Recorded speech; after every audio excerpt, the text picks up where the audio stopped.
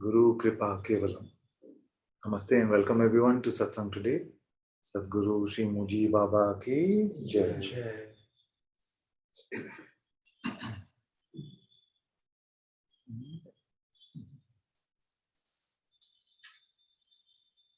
One thing that I've noticed is that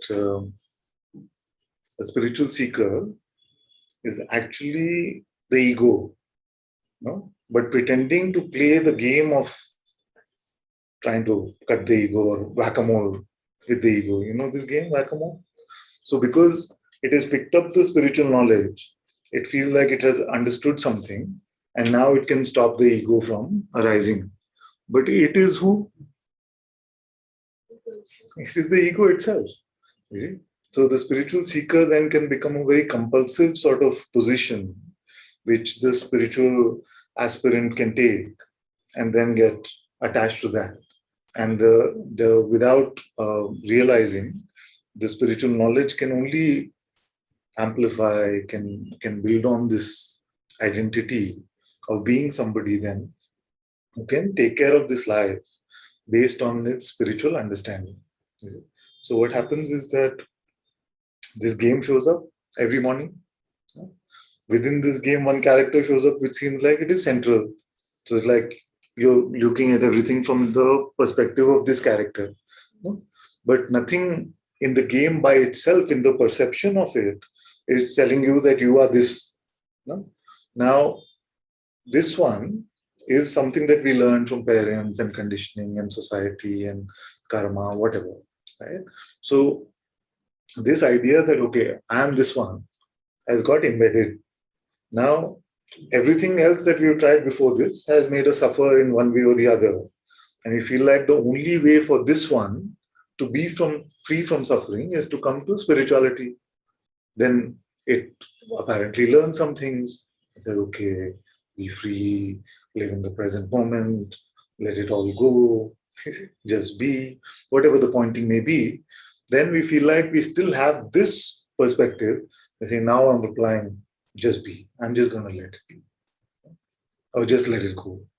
Or just be open and empty. Whatever the pointing may be, we can still have the subtle position, which actually may be subtly picked up, but actually in what gets picked up is not subtle. You see, it's the whole state of human conditioning. You see, but gets a naturally seeming get picked up.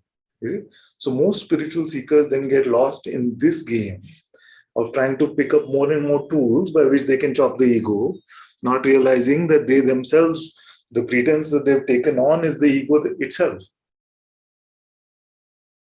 You see? And for those who are coming to direct satsang like this, I feel like this is the number one problem left if there can be such a thing. You see? I feel like because the pointing is so potent and so direct, you feel like, I can use this. If this happens to my life, what do I have to be? Just notionless. Yeah, just notionless.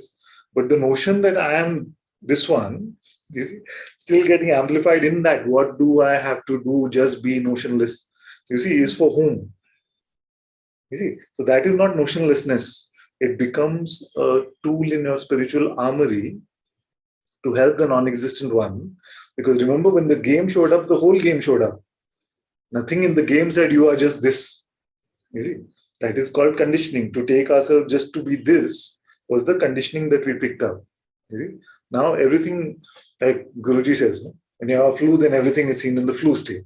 So now everything is seen from that primary or primal seeming condition, and you can feel like, okay, this is what's happening in my life. This one is like that. Just forgive her. Yeah? This one is saying like this. Just embrace them. Yeah? But the thing is, primarily we are again amplifying this identity, which we are still continuing to take ourselves to be. You see?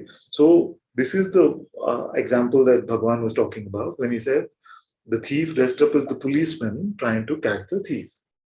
The ego itself trying to kill the ego. Like, I just have to not be egoistic. Yeah? Who's that?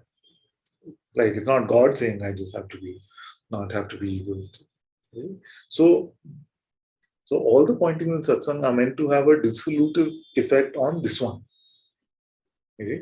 But they can have a actually constructive effect on this one. You see? So that is something that you have to watch. That's why I wanted to start with this. You see, I wanted to start with this, especially since we're starting after a break. That as you're coming in now, notice that you're not going to apply it to this limited entity sort of perspective. You see? Now, what that leaves then to apply it to is a good contemplation to explore together. You see? So this is it, and this is where a lot of the spiritual aspirants will just get stuck because they feel like they spend 20 years on it, 30 years on it, maybe the whole life on it. And sometimes they feel like, okay, I can manage my life now because I have my spirituality. And on other times they'll feel like, what have I actually learned? What is my actual impact? So to get away from all of this, which is still part of the guy who's playing spiritual whack-a-mole, trying to whack the ego every time it shows up, you see, that itself is the ego, and you can't really go. In a way, that's what satsang is, to blow up that one, to deconstruct that one. But it's not something substantive that can be blown up in the first place. It's just a set of ideas, or just like a position. So it's like the words of satsang are trying to meet you like that, and you catch it like that. It's trying to dodge you. Yeah? The words of satsang are trying to dodge the spiritual aspirant, but something like, I'm good at this stuff. Yeah? Okay. So the master, in a way, not figuring out, but just intuitively has to be guided in the sense of how we can dodge your spiritual conditioning. You see? Because those who are attracted to a particular type of conditioning will put everything that is being said in that box. Oh yeah, that's what he's saying. That, and for somebody with the opposite spiritual conditioning can take that also in that same box. That's why we have a shelf full here of maybe 100 different commentaries on the Bhagavad Gita itself. And if you take two very different traditions, they could have used the same words of the Lord and made it in their, completely attuned to their tradition. So whatever the conditioning of that spiritual aspirant or seeker is for you, you will take these words to mean something for that one.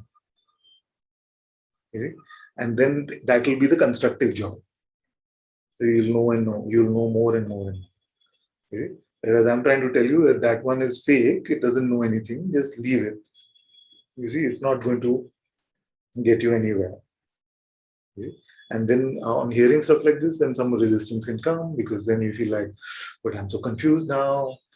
What is he even saying? Whereas what I've said is very direct, but the mind can say, it's too abstract, it's too confusing. So whose resistance is that? Like what is the trouble? So I went on this holiday, which I needed a holiday from after I came back. So on this holiday, I met a very sweet man who I presented my book to. They don't come to satsang; they're a different part of our life. So I'd given in this book, and he said, Ananta, I'm very good with hard books. But this book that you've given to me of your satsang transcripts, Giving Consciousness, Speaking of Consciousness, is the hardest book that I've ever read. And I just can't do it. And very, very sweetly and humbly he was saying all of that. So I was explaining to him that the attempt, if you're going to attempt, because he said, I read a few things, then you ask some question, and all that understanding is lost. Then I read something else, then you ask something else, and I'm wondering what I'm understanding, what am I getting in all of this? You see? And I completely resonated with his frustration, because I have had that experience reading like Maharaj, especially with I Am That. So I just told him that if the attempt was not constructive, then what would you feel about it? You see? So if the attempt was not to construct, but actually to look at something that may be there and just would dissolve it, if at all possible, then what would your perspective be? And he was like, okay, let me see it in that light or something. I don't remember exactly what he said. So the frustration or confusion in satsang is also about the same. It's about the same thing, where we can be frustrated only when we're trying to grasp something. If you're not grasping, how will you get frustrated? Okay? If you're grasping, trying to grasp on the space, and you've been doing it for 3 hours, like, and you look at your hand, I have not got anything at all. Obviously, this mind will throw this idea that this is pointless, it's frustrating, whatever. What am I even doing here? Yeah? But if the attempt was not that, and the attempt was just to sit with as much attention as we feel like we have with us, and allow the words to work by themselves. That is the attempt when you come to satsang. And if this can become your way in life, but especially starting in satsang itself, then I tell you, nothing can make you really suffer. If this can become your way, starting with satsang, but in life, where you're not really grasping at straws, then nothing can frustrate you or make you suffer. So our grasping is based on a template that we have, based on what we think we should be or life should be. Okay? Otherwise, what would you go for? So your coming to satsang could be also based on a template, saying I have to become more spiritual, or I have to become free, or I have to understand, or whatever the template may be. But without that, are you not free? Sometimes the seeking is the only thing which is left in the identity. That's why maybe Babaji said, drop the search. But that also can be taken by the same guy, no? Whack-a-mole guy. I have to drop the search and then I'll actually be free. But you are that guy. So this is the trick, isn't it? Are you all with me?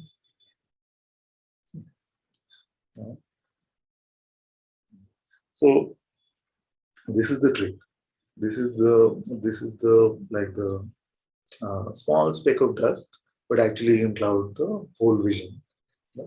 Just quickly, we can let that individual perspective um, uh, be taken as valid, and that can seem like it is actually determining what our reality is.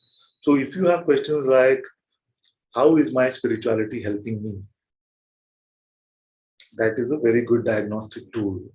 You see, how much progress have I made? That is a very good diagnostic tool. You see. Uh, the determination that I am almost there. You see. Who is all of this for? Who is all of this for? All of these conceptual conclusions that we may take to be reality. Who are they? Who are they for? Who do they belong to? So, if you can contemplate this in spite of your mind resistance, and I know that with these kind of things, the mind can really resist because this is attacking the root of its whole game. So the mind is happier if it's allowed to get belief in the persona of being a spiritual seeker. Is it? But if that starts getting attacked, then it's like, I'm missing 2 hours of work, or I've braved such cold weather and come here.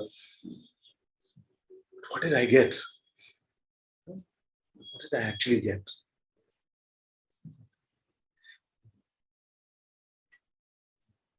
So, not trying to grasp, but and yet being attentive. Is it? Can we try that as an experiment? Otherwise, many times we feel like attention itself is grasping at things, but it's really not.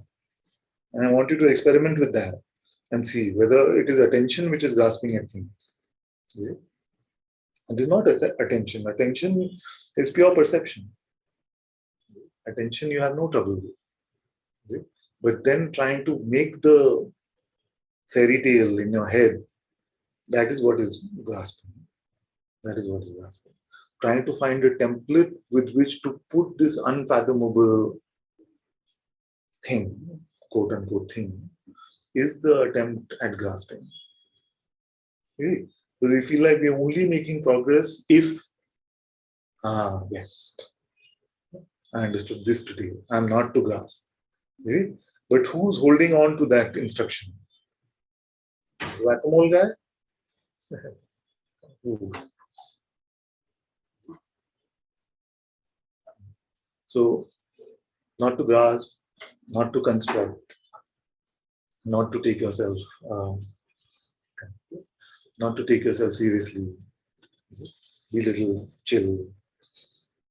Have you seen the real, not real, but real spiritual seeker? Some of them. Yeah, right. Isn't it like that? And you see the sages? It's like, are you getting what I'm saying? So if you find yourself, this is not to poke fun at anybody. I'm just saying that if you find yourself getting, hey, no, just chill out a bit, just like relax. Because what are we really talking about? We are talking about that which is the natural state of all being. You see, we can't even say beings, just say being. It's the natural state. Children are like sages. It's just that they haven't gone through the full roller coaster yet, so we don't treat them like sages, right? So, but what's the big deal? So, uh, don't get into these kind of places which are very serious and accomplished and a lot of knowledge and these kind of things, because they just take you away from your originality, from your innocence. And the world's way is to devalue this innocence and say, without the mind, you are nothing. Is it? And it is right, but you are the most pristine nothing, where all knowledge emerges from. Is it? So, what is knowledge? A collection of, like conceptual knowledge is a collection of thoughts, isn't it? And where do thoughts emerge from? If that source stops applying these constructs, then none of this would be there. But you would still be there, isn't it? If your thoughts stop now, what would be taken away from you?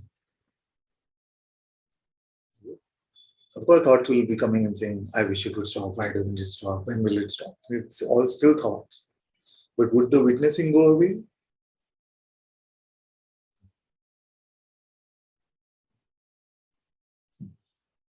So I realize I'm startling many things in this conversation or rant or whatever you call it. But just so that you can't really understand what I'm saying.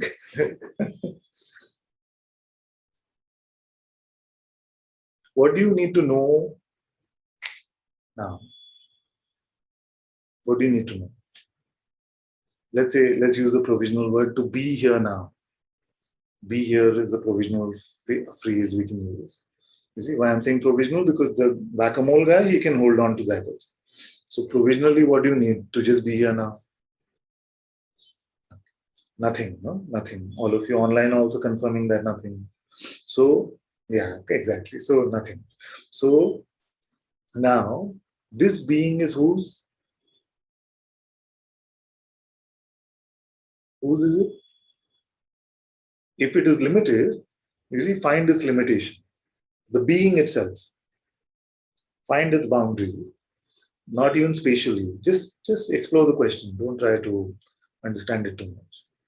If you feel like what is naturally here is an individual me, then that individual must be contained separate from everything else. See if you can find that separation, that boundary. And if some of you are new here and the mind is proposing very strongly that the body sensations actually feel like a boundary of sorts, see that the body sensations are like perceptions within you, but you are not contained on just one side of the body sensations. You are actually containing all of that, as you are containing every perception that you are observing, but you are also containing that which is aware, not containing in the traditional way of the word, but you are that which is aware of all of this.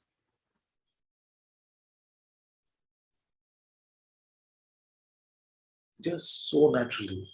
And it doesn't matter whether this is your first minute in satsang or this is your 1,000th lifetime coming to satsang in one way or the other. It doesn't matter. Because that contemplation, if you look openly, you will come to the same discovery that there is no limitation to your being. There is no limitation to your being. Now, look at your fairy tales and see in how many of those there is no limitation to your being. In your stories, narratives, you are a construct. No? You're a construct on some adventure or the other. So let those fairy tales go. Because that one whose narrative that is not to be found. Or if you actually find a person when you're looking, then you expose that. Expose that and say, this is the person. But you will find only a bundle of sensation there. And a bundle of sensation can never be you. Sensations just come and go.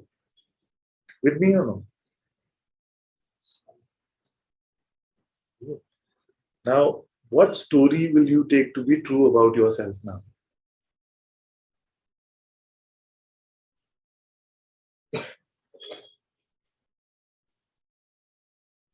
If you take a story to be true about yourself, type it in the chat. Type it in the chat. And you have to identify the protagonist, the central character of that story. Like a vigilant one who's looking out for identification. Yeah. So that vigilant one is the identification, isn't it? That's what you're saying, isn't it? Actually, no, this is an outcome of a narrative of that. So that one is made up of this narrative that I have to constantly be on the lookout. So that is the whack-a-mole guy. Yes. That is basically the whack-a-mole guy, which is saying, okay, how do I deal with life? You see? So basically, it's a very fearful position.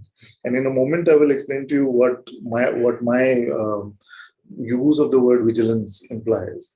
Because even great masters like Papaji have said, vigilance to my dying breath. But he did not mean a fearful position where you just like, where's the ego coming? Oh, big. Yeah. And then really big, Guruji, please help me, Father. It's like, come, like that. So still in that narrative, isn't it? So I'm very glad you can spot that, because that is the use of spiritual instruction to try and help the non-existent one. You see? That is the idea. You see? Now, the reverse side, you could also say, the same whack-a-mole guy could say, okay, now what Ananta is saying, that even vigilance, forget it. I'm just going to be free, not even vigilant. Yeah? But the smell of the same guy can be there. You see, or girl can be there.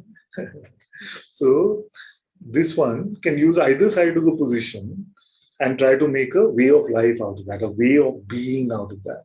Is it? So this is a very good tool also. Then. If you find that you're relying on a way of being, then you're not being. With me? If you have to rely on a way to be, then you're not being. You see, because being is fully has its way, fully. You don't need to supply it a further way. You see, the ways of being are too mysterious for the mind to fathom, but that doesn't mean that it's just like some dumb thing there, which then we have to say, oh, being, welcome, welcome. Yeah, I'll tell you which way to be. That is just pure stupidity to have a conversation from mind to God in that way. But that's fundamentally what we're doing, isn't it? All of the mind's propositions are for what? To provide a way of being. This is right, this is wrong, you should do like this, you should not do like that, you should do like this, you should not do like that, the world should do like this, the world should not do like that, God should do like this. We don't leave anything out of that. So what if we made the supreme intelligence the little guy here? If it can determine what the world should be like, what my friend should be like, what my family should be like, what my guru should be like, what my disciple should be like, all of these, you see. And then, as part of the same way of being, I have to be vigilant. You see, I have to be vigilant. Or now, after hearing this, I don't have to be vigilant. See? So either way, it can grab you. Now, if you're feeling there's no way out, then you're just listening with the intellect. You see, because it is only the intellect which has these opposites. See? If I'm saying neither this way nor that way, and you feel like, well, but then I'm lost. But then that is not your being's representation. It is still your intellect's representation. Is it? So good. We are really making very good headway today. You see? Now what did the sages mean when they said vigilance? You see? Vigilance, they meant an absence of denial. You see? An absence of denial. Like sometimes we can get into some sort of spiritual denial, isn't it? Something is happening, we are suffering from it. That belief is actually there, but we are trying to counteract it with the spiritual belief. So it's like the thought is being believed, but the don't believe your next thought is also there. And we create this internal sort of churning, which we are not able to accept. So vigilance means something is poking. We don't wait for it to fester into a big thing. And we just vigilant, something is still poking. What is the misidentification or the wrong belief which is getting picked up here? Or who is suffering from this poke? And not to just hide it away into under some spiritual knowledge or spiritual concept. This is to shine your light on it, to be open about it and say, there's still here, something is believing that this can happen to me. Who is suffering from this happening? Who is really? And I'm using generic terms, but you can, of course, use very specifically the inquiry based on what is poking you. You see? So that is what vigilance is, not to just brush it under the carpet. And then, like, in a few days, there's a baby monster there or something. Where did you come from? Yeah. So that is the helpfulness of vigilance. So that is that germ of the monster you looked at, you shone your light on it, and the sunlight is the best disinfectant. Otherwise, it can be very. Can you elaborate a bit more on that rejection or not denying? Because it seems like there's always a habit of some fixing has to happen here. Or that habit of that behavior. I thought about that. Yeah. That has to change. Yeah. So there's always a narrative about this one that has to change. Certain behaviors, certain thoughts. Yeah. Yeah. So actually, it's simpler. Like, let me try and present a simpler perspective. So, open and empty versus not open and empty. Now, that not open and empty, whatever that may be, is worthless. I mean, we can leave that. With me? Isn't it? So, otherwise, what can happen is this not open and empty, open and empty? Is this like, am I being open enough, empty enough? All of them. But in your heart, you know how open and empty you are. You see, and you're just posing. So if you try to get into the intricacies of the not open and empty, posing as if open and empty, then that can be very, so then that can be very, very attractive in a way, because you feel like you're making some headway by clearing that stuff out and doing some of that. But actually, it is just, when I'm talking about the inquiry and spirituality and open and empty, we're just talking about coming to the rawness of your pure being, which has all the intelligence in the universe inherent in itself, rather than needing some conceptual understanding to define the parameters of the way to be. Seems like you can't really put that flow in a specific. Correct, because when you the instant you try to flow, you're not flowing.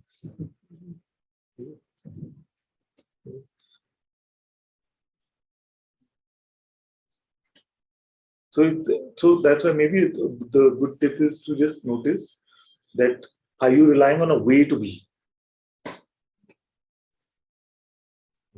and that can be provide some sort of what the world calls self-help, but it's not really self-knowledge with a capital S.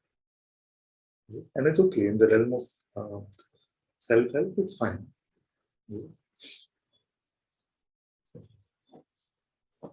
The sound is not very clear. Oh.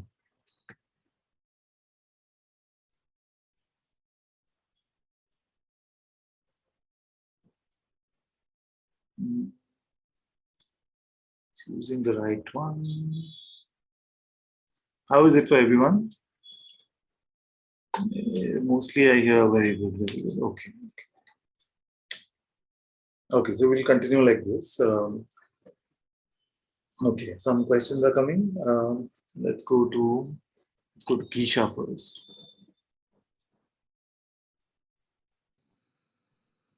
Hello.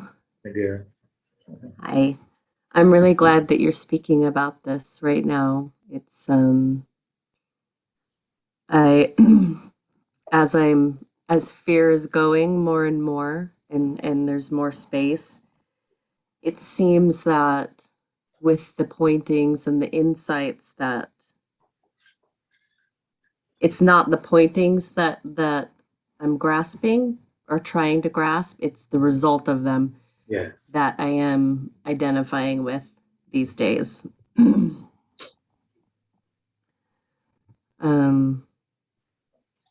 So based on what you're saying, that's still. Go ahead. Let's say there's a pointing. Let's say the pointing itself is don't identify. No? So the result of that is that you notice that there's just a natural spaciousness or an openness. And when you say that that is what I'm identifying with, you're just speaking colloquially in a sense, or like I'm just being humorous about this, but this can be like that, no? That don't identify. I'm not identifying. Oh wow, I'm not identifying. I'm not identifying. So then that can be like heard as the identifying with the result, but I'm sure that's not what you were implying. Oh, I guess not, but it's not quite like that, but it is just a joy to be in that. I don't know if it's even that I can get let go, even if that's can get in the way or is momentum for identity to rebuild itself from, based on what you're saying, I suppose. I don't know. So does that leave you the way to be? No. Then you're fine. Then you're fine.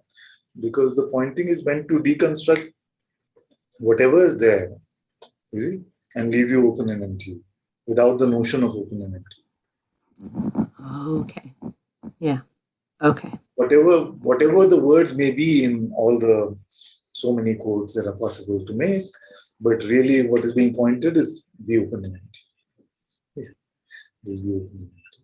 But if now open and empty becomes a way to be, I'm just going to be open and empty, and more quotes needed.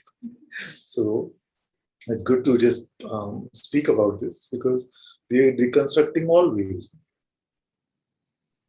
including that. I'm just not going to construct a way is also a way. That's why you have to meet me without the whack-a-mole guy. Because everything can be made into a way.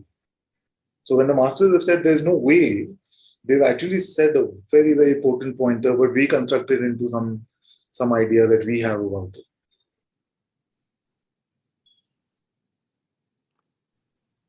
So open and empty, if you're being open and empty, you're not being open and empty. You see? If that becomes a way for you to be, then that is not the way that I'm pointing to. It's so subtle what you're speaking about. Yeah. That's why Yeah. I started with that pretext of asking everyone to examine the receiver of what is being spoken. And if the receiver is the spiritual seeker, then the spiritual seeker will just add to what it thinks it knows to try and better its own way of existence.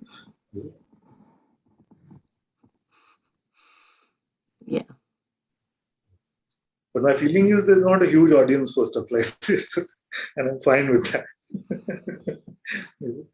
Because most of spirituality in the world is about that guy.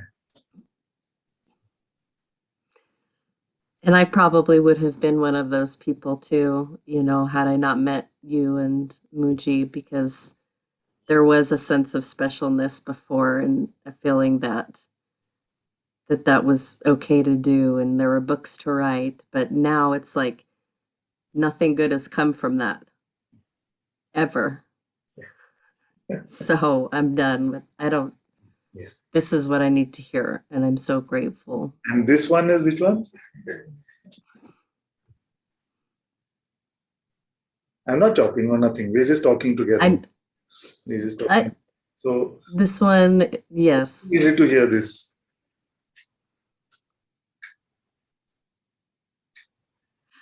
Just the joy of hearing it is being identified with. By whom?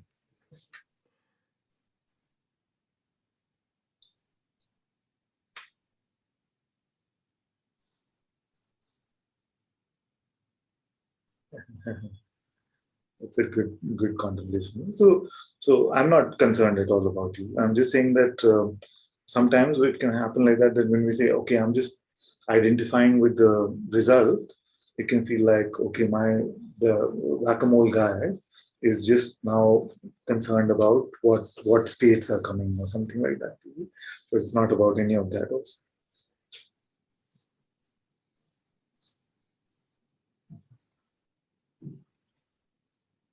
Okay? So don't make an okay, maybe now I'm putting it better. Don't make it your way to just identify with the result, because that's also a way.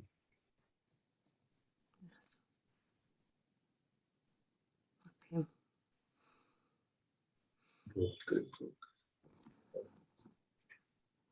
Thank you. So good. Okay, let's go to Priya. Have I met her before?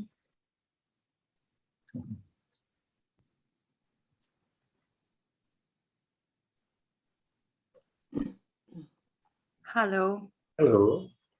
Hi. Namaskar, Ananta ji. Namaste. Yeah, this is my first day in the Satsang. You're very welcome. Man. You're very welcome. And yeah, I like to. I am just not happy. Take your time, my dear. Don't worry. Just I'm here with you. Just take your time. Don't worry about rushing. Nothing. Don't worry.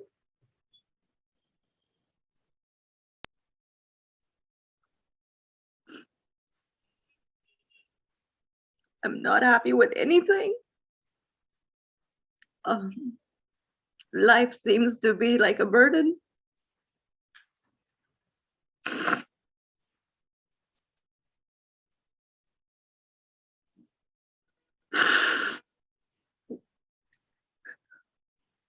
And I feel I'm not sure if I can become happy ever again,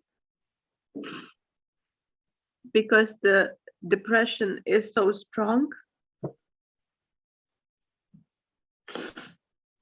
No, okay. She's okay. She's okay. Don't worry. And yeah, and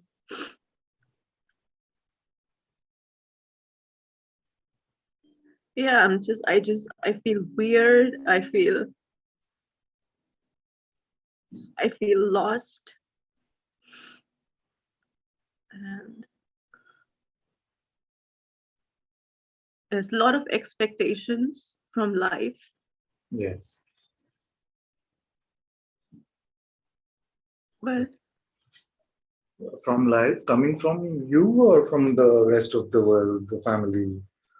family, friends, then I have to do something in life, have to become something in life, and social responsibility, as a citizen, Mm. responsibility as, yeah, the mind is always, yeah.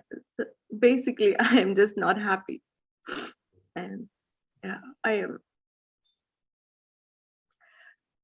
I don't feel like getting up in the morning. I force myself, and then sometimes I think about dying, if I should just give up on life, but somewhere I know I don't want to, but I'm living in between.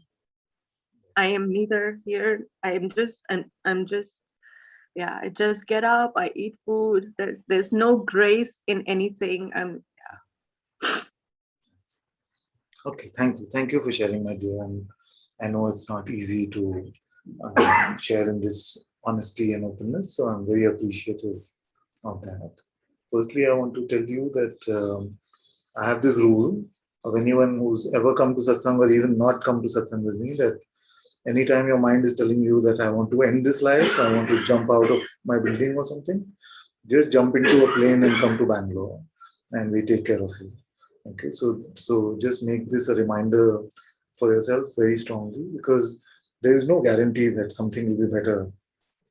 Something will be better after you take a step like that. So there's no point. Suppose it's just like a recurring dream, and you have to snap out of it within the dream and recognize your true nature, and all these provisional steps don't really make any difference. So we're just going to have a conversation, right? And we have all the time. So don't worry. There's no stress that you have to understand something. We're just having a coffee table conversation. Okay. So just as light as possible, as easy as possible. Now, you say that I'm just not happy. And the masters have said, but to be happy, you need nothing. It is to be unhappy that you need something. You see? What they mean is that either, like you talked about, the burden of expectations, or an idea about what you should be or become. You see? So, what is the? Are you able to identify if there's a main theme to your unhappiness? Is there a main idea which makes you the most unhappy?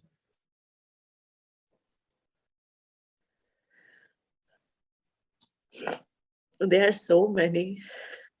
What is it that? Okay, what are the top three? Let's get the list. I couldn't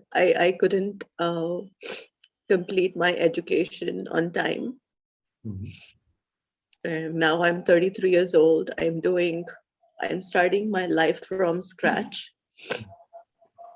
I have taken admission in nursing school.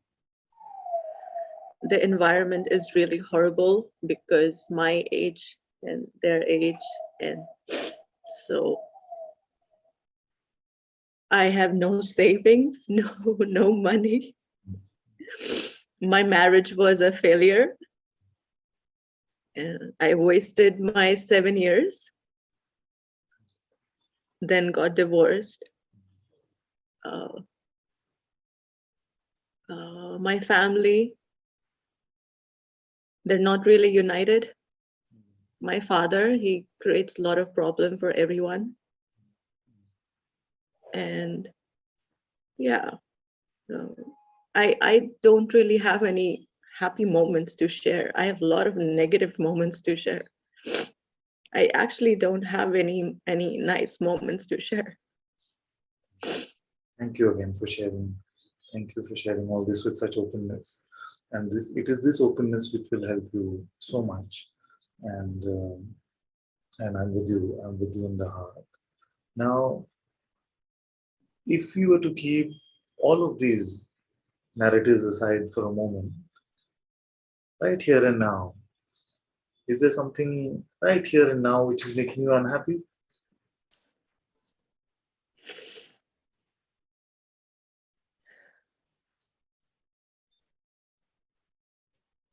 right here and now, no. But but my heart is heavy.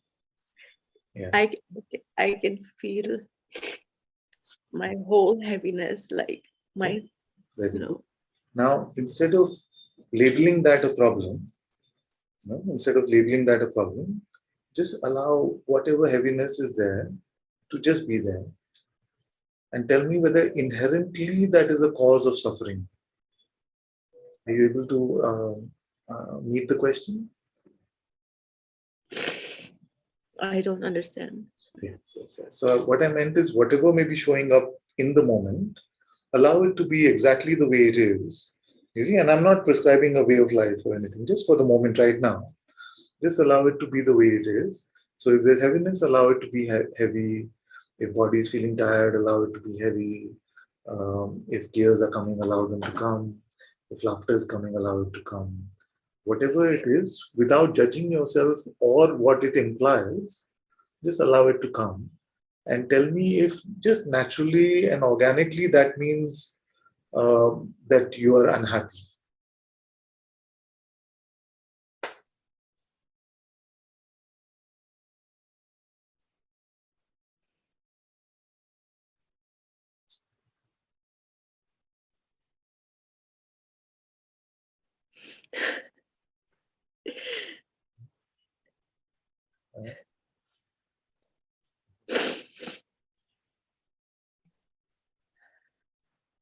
Your smile is telling me something already.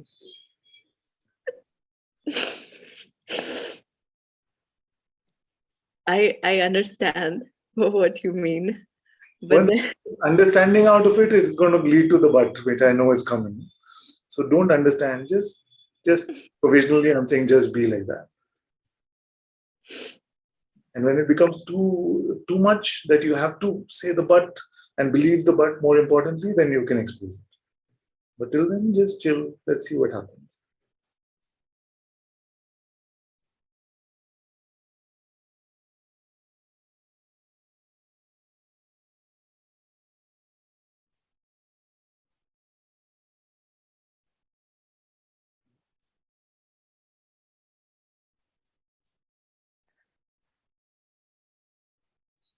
but At least now you cannot say I've not had a moment of happiness, because few moments you are having and it's on record now. So that narrative can be blown up a little bit. But what I'm really saying is that this is the beauty of life, that uh, there are some strong narratives which you have, and I'm not denying any of that. I'm just saying that actually, whatever the narrative may be, what is here now in the glory of your being is the presence of consciousness itself. You see, and the natural state of consciousness is happiness, unless it has a notion to make it unhappy, unless it buys into a notion which makes it unhappy. Now, uh, you may feel like, but life cannot continue from this. This is no way to live. You see, but actually, this is the best way to live.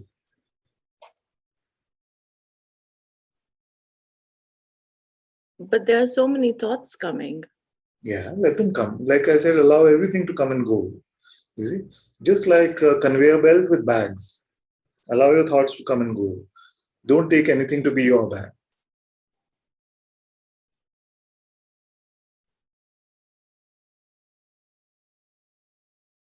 So we're not to try and to stop the thoughts. The mind doesn't have to become quiet. Everything, body can be how it likes, mind can be how it likes, emotion can be how it likes, the world can be how it likes, just for a few moments.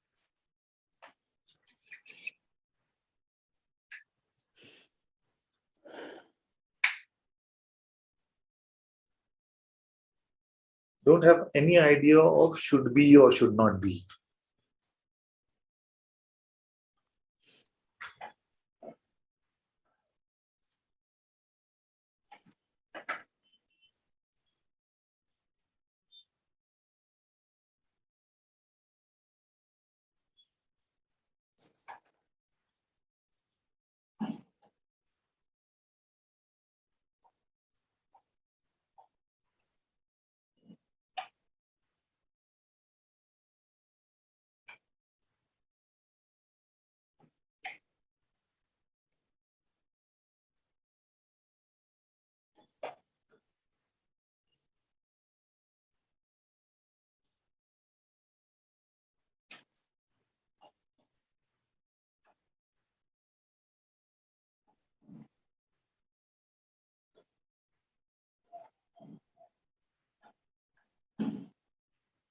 It's really difficult.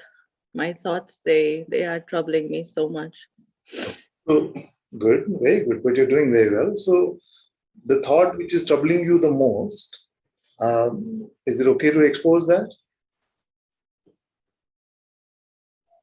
It's a general, yeah, it's fine. It's just a general insecurity. It's Yeah, but what is the message? What is the thought actually? When you're observing the thought, what is the message that it is saying? I it's like I want immediate solving the problem. Resolution, immediate resolution. So, but actually, that thought is proposing time. Actually, you in that moment where you were empty for a moment, it was immediate. No? So, it is the thought which is proposing time. Where actually, what I'm talking about is immediate resolution, more immediate than anything the mind can fathom. Actually, before you can hear the sound of the click, you are free. You see, if you don't put yourself back in time, it can't be more immediate than that. But the I that wanted that cannot meet this, you see. So I don't know if you're there right from the beginning of Satsang, but the I that wants is the ego. The I that you are is beyond all that. So when you leave time for a moment, you come to a recognition of yourself as that.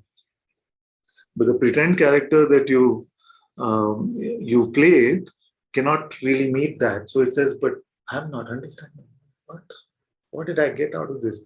How will this help me in the rest of my life? You see, it'll have all of those narratives, but they have nothing to do with that which I'm pointing to, which then, as you will see and you are seeing, then doesn't need any of that conclusion or resolution, because it's simply a misunderstanding about who you are.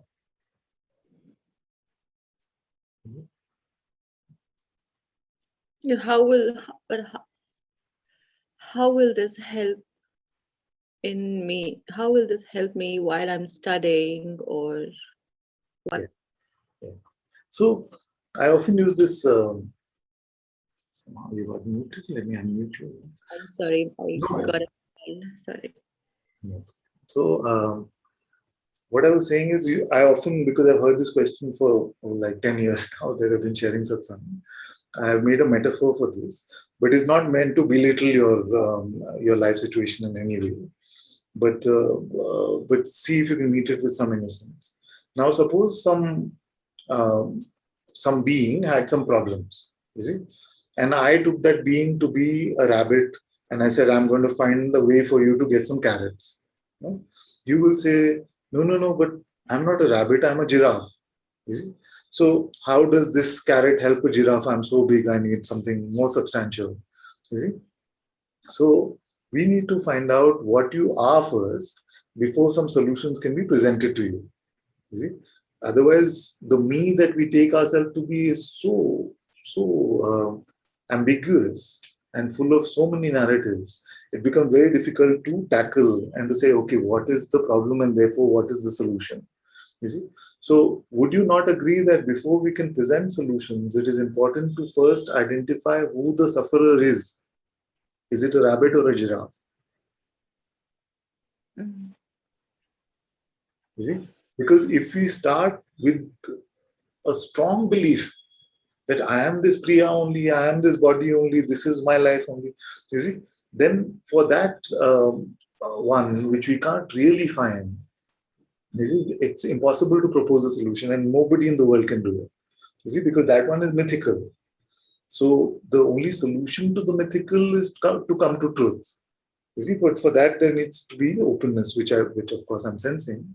But in a way, I want you to be able to commit to that.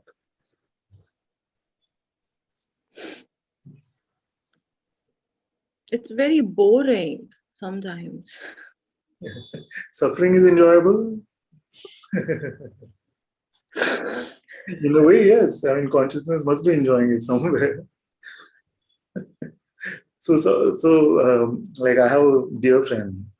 She has some health ailments, but she refuses to take the like the Ayurvedic medicine or whatever the doctors prescribe to her, because she says, but this tastes so bad. No? And on the other hand, she's suffering from so much pain and things like this. So, how much seeming boredom, although I feel like I'm quite enjoyable, are you willing to endure to be rid of all the problems which you said you have?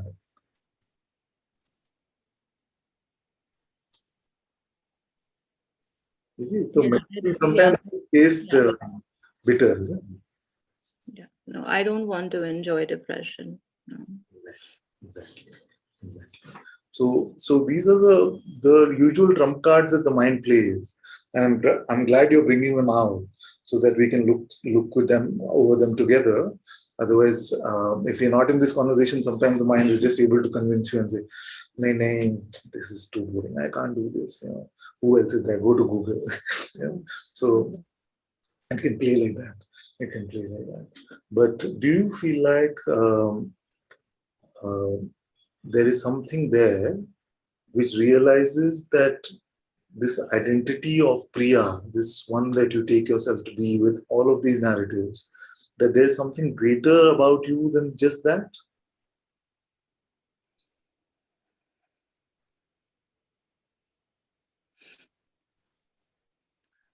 Honestly, right now, I don't know. At the moment, I don't know is not a bad answer at all. In fact, it's my favorite answer. So don't at all worry about that. Now, before coming to satsang today, did you watch some other satsangs? Does self-inquiry appeal to you, or you feel like you're more of a devotional temperament? Just tell me a little bit about the conditioning of this one. so my family member, Satyam, Mhm. he introduced me, and also in our family, everybody is into meditation I see, I see. and yoga and Murji and Osho and many gurus. And so, yeah, I am aware, but yeah, I was never really successful in it because I find it very boring. Yeah. And sometimes, What is the because this is the second time this topic of boring has come. What is the importance of boredom in your life? Like, do you value it a lot? Like, life should be entertaining, or maybe when I say boring, is it maybe unapproachable? You mean, or how do you mean boring? it's very hard. Hard, or abstract. It's Yeah, it's like nothing is happening. Why am I not happy? I want happiness right now. But you I, practice so many years to suffer, but happiness should come right now. Is it? But actually, did you not have a taste of that when you were open and empty just for a moment? There was just a smile, but you were just like, "What's happening here?" You see? So, what happened then? Are you able to see?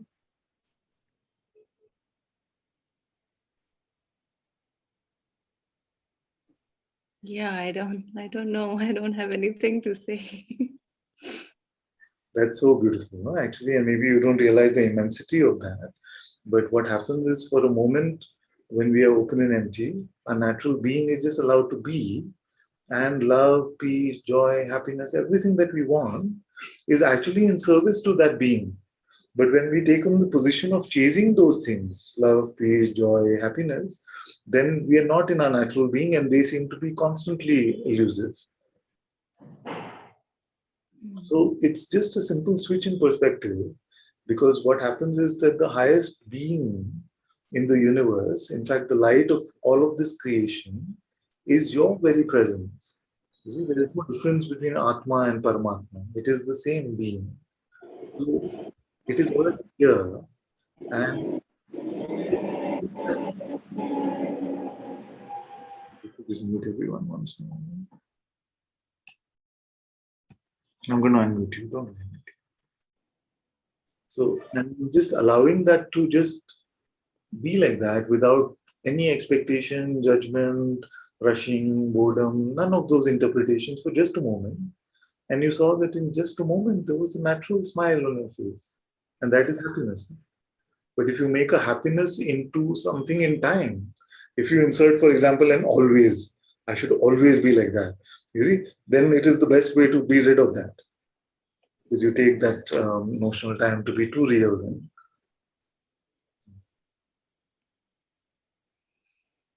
Yeah. So let's look again right now, right here and now. Anything making you unhappy? Besides your thoughts, which I'm aware will make you unhappy.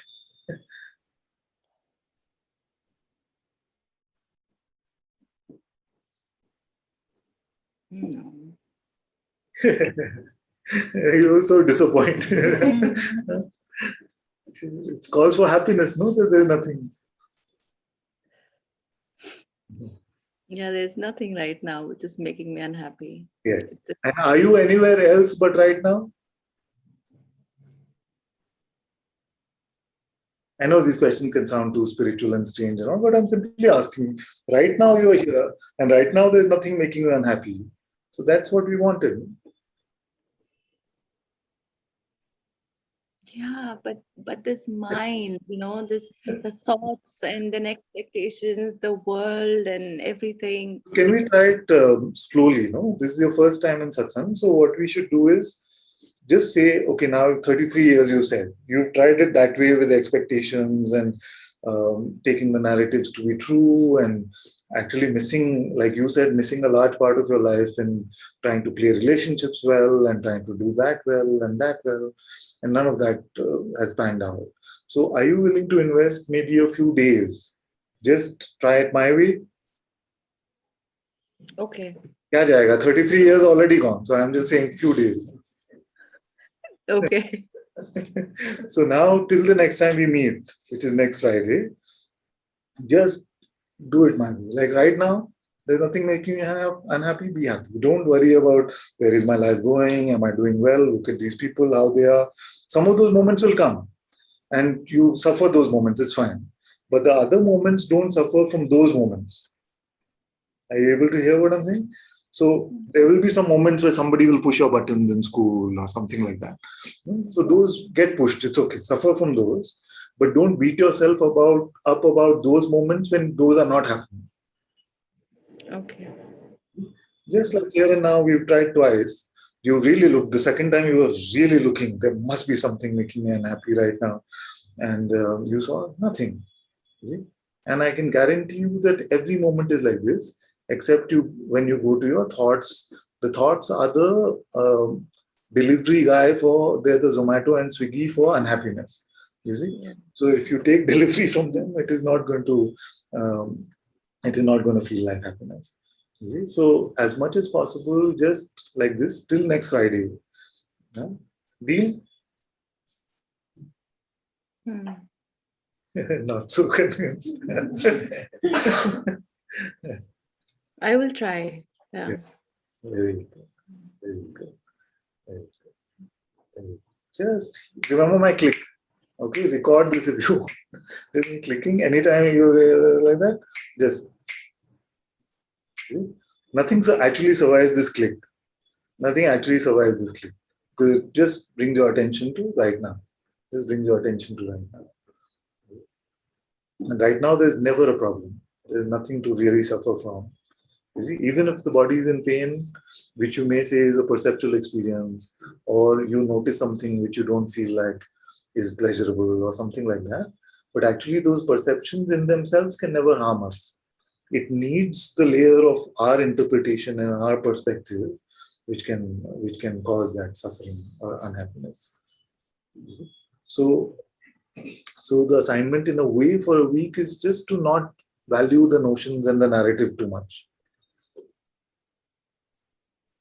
So when I'm being judged Yes. in college, for instance, Yes. when I'm looked at in weird ways and they are, horrible ways, Yeah. that moment is very strong and I just want to run away. Yes, yes, yes. So let's presume that this conversation is like that now. So there's a bundle of perceptions in front of you, which is acting a certain way, like that. Huh? Is doing all of that. So now, what is actually happening to you because this guy is dancing like this? As in, I didn't understand. Sorry. So suppose it's somebody who's judging you in college or something, and I'm playing that one right now, and I'm going bam, bam, bam, like that. It's just a set of perceptions in front of you that you're perceiving. No? What is it actually hurting when these perceptions are being witnessed? In this moment, in that moment, unless you insert a narrative about it or a set of notions about it, what is actually happening? Some mad person doing something in front of you. No?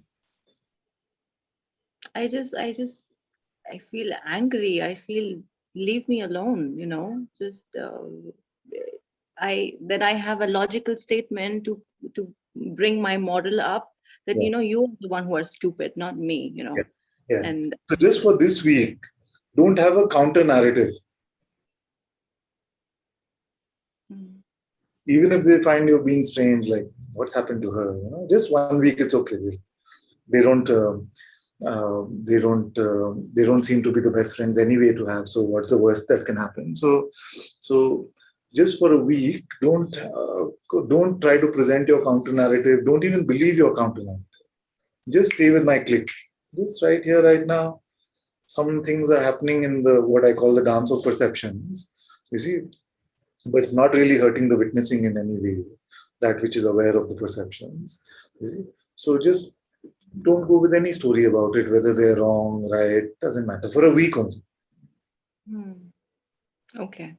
Yes. So I just After that week, you can give it to them properly. I mean, right? so anything is happening, I bring my attention to right now. Yes, bring your attention to right now. That is more than enough. Okay. That if is anything making me unhappy right now, Yes, exactly. Exactly. but at that moment that thing is making me unhappy. Don't presume that. Try it out. Tell me if it happened and scream at me and say, Ananta, you were wrong. Something coming in front of you and like judging you or something can just naturally make you unhappy without any interpretation or notions from your own head. See if it can happen that way. So even if anger comes, like a natural reaction, or fear comes or something. So if you see a tiger or a snake, then naturally some fear can come. You see, but don't judge yourself based on that also. Just notice that in the acceptance of that emotion, is there any suffering or is there any unhappiness, as you've been calling it? Did that become too much? We can save that for next time if you want. Yeah, but I mean at that moment anger will come. Yeah, I will feel like crying. yeah, I will feel like yeah. all the emotions will come at the same time. Yes. Let them come. Don't don't apply any shoulds or should nots. Don't say this should not come, this should not be here. I have to be in the moment. I have to. That's not the idea. When the emotion is coming, just accept it fully in the moment. Accept everything. Anger is coming, accept it fully in the moment. Just pure acceptance, pure openness. Okay, Let's try this one. okay, I will try this. Very good, very good. I hope to see you next Friday. Thank you so much. You're welcome. So welcome. Very good. And I want to tell all of you that although this may have sounded to you advanced seekers like beginner instruction, that's it. That's all I'm saying. In all the words, in all different ways, that's all I'm saying. Just meet pure perception purely. Don't put your narrative, don't put your should not, all of these stories into it. See what happens. Right now, you can see what happens. So sweetly, you saw me. Just hear somebody saying, I have not felt one moment of happiness. You know? And just in that moment, if you just leave being alone, just let yourself be. Because God's presence is here. Your presence is whose?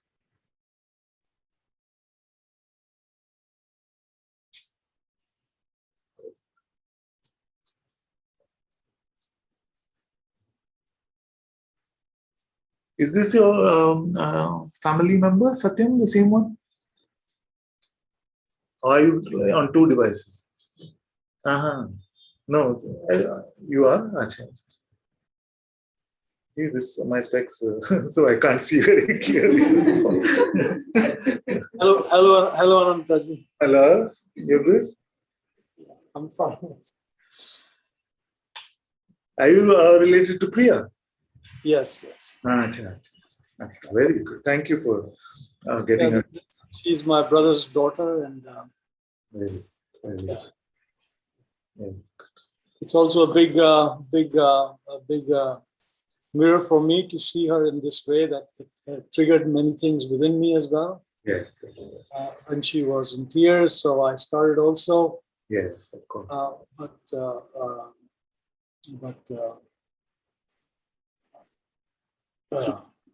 With you as the instrument, Grace has got her to Satsang, and Grace will bring some great blessings.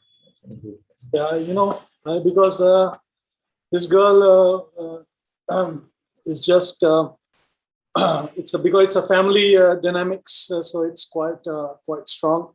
Yes.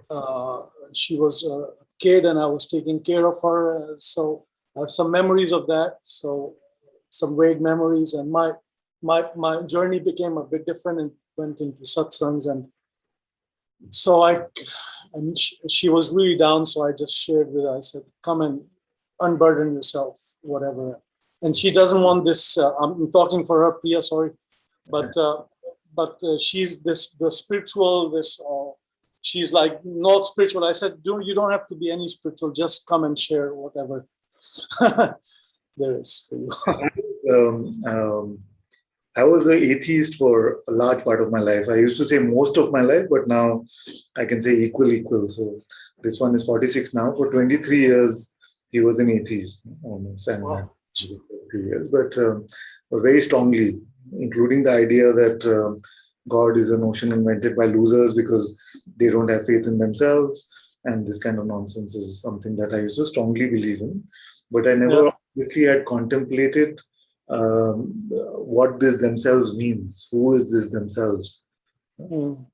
So, and when that question started appearing here in the form of what is my purpose, what am I doing here, and therefore who am I? Because like I was telling her, it is impossible to determine purpose unless you can first determine whose purpose. Now, the wrong way to do it is to just go with the notion and say, no, my, the one with all the stories, that one. But who is that? Where is that? You see, so these kind of questions, they started coming here. And then that's what made me spiritual, or whatever you call this one, is a result of that sort of inquiry that started by Guruji's grace. So, yeah. Because it touched me so much that she was, she would call me and she was really down. So I said, now you have to just come and don't, because all these ideas like I have, like spiritual, everyone can have so many ideas which stop us from. I said, just come and unburden and just share. yes. So, and Ananta doesn't want you to be in any particular way, that because otherwise. The beginning of satsang today was not being spiritual, not being anything at all. Yeah. How spirituality troubles us, because in spirituality we have this idea. Then, Priya, it's good that we are meeting like this, because what happens is that you may save yourself a lot of trouble, because spiritual seekers go through this whole game where they feel like they're improving, they're learning a lot, and they can manage life, and now they know so much, they're gaining some mastery over any of this, and all that facade has to be broken also as part of the so-called spiritual process. So you may be bypassing that whole game. Yeah, absolutely. It has happened. One child here, she's sitting right here. She was atheist till she started coming to satsang. She was an atheist. She was treating somebody who had an ankle injury, and she was at Manipal hospital next door. And that girl who was being treated sort of forced her to come, see my master, see my master. And she skipped that whole phase of going through their entire spiritual learning and knowledge and all of that, and coming to a very sort of open and innocent sort of seeing in the heart, which is independent of all that spiritual identity. So you don't have to become any sort of Gyani Baba to become free.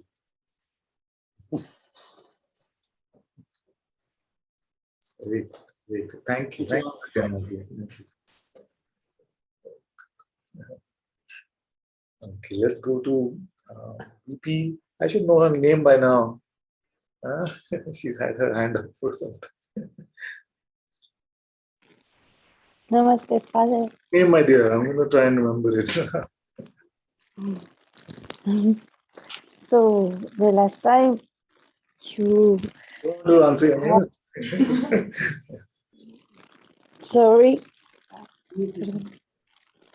Okay, my dear. Say. Don't worry. I'll ask you at the end. the last time you asked me what it means to know, Yes. What does it mean to know? and I see also Muji saying knowing No, is wait, when you wait. So, what does it mean to know?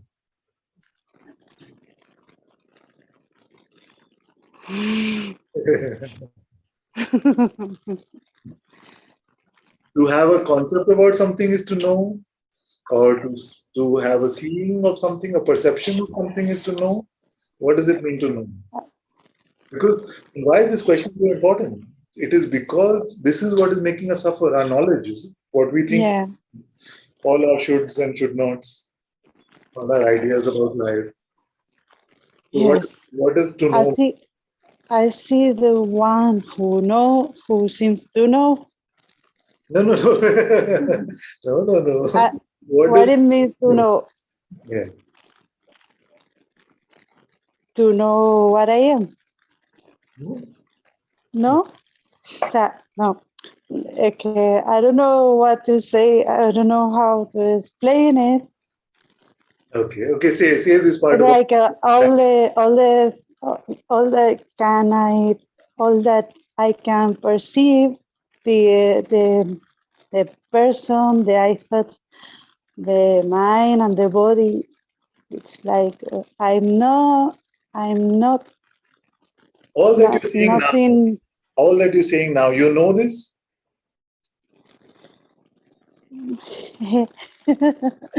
I perceive it. You perceive knowing? And the one who knows is Good. perceive Good. also. Okay, So, I don't. is to perceive to know. Because what the Vedantins have told us is that everything that you perceive is false because it comes and goes. So, therefore, Yeah. what you perceive is not knowledge because it's not true. Yes. Then what would be true?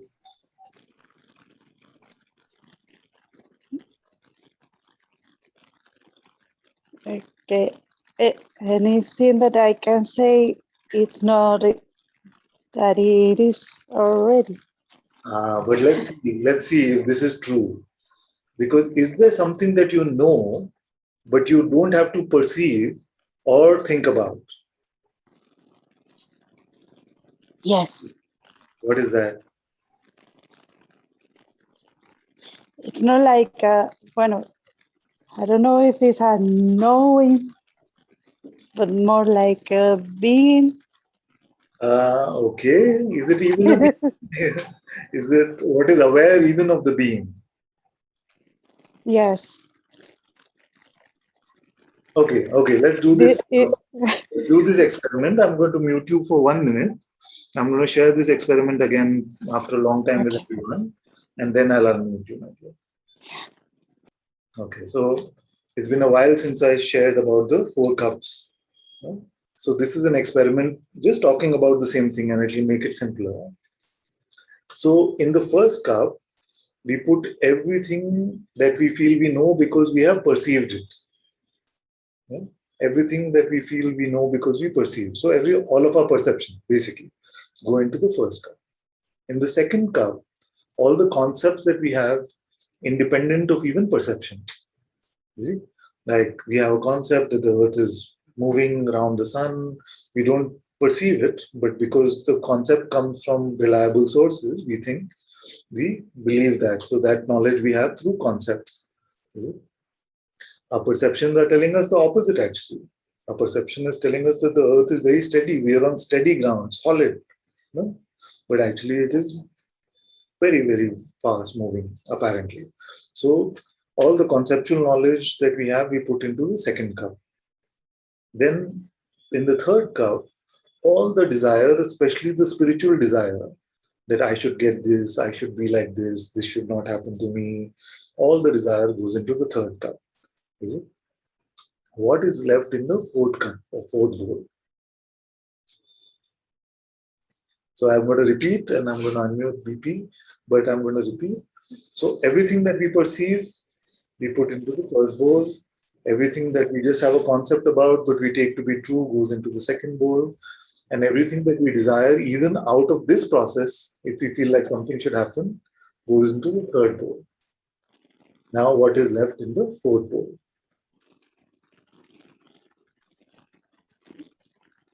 How many say, okay, I'm going to put the gallery view. How many say that there is nothing left? Raise your physical hand. Nothing left. Okay, few. Nothing left. Nothing. Okay, I see that. Okay. What are the rest of you seeing?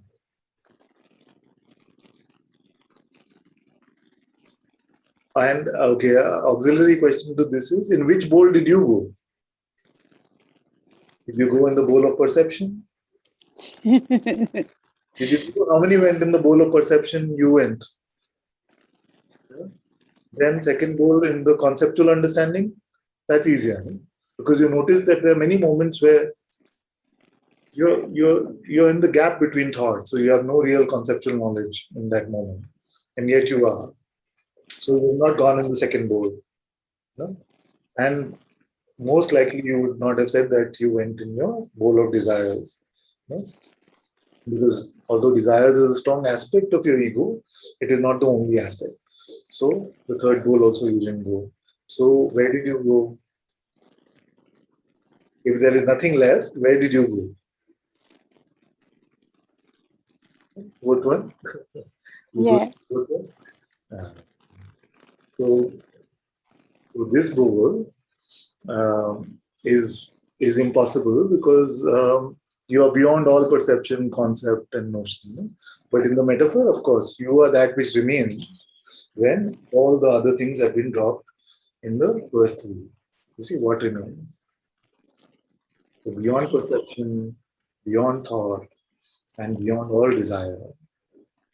So it's the quickest way to come to an insight about your true self. The quickest way is this, but not many get this. This is the expansion of this.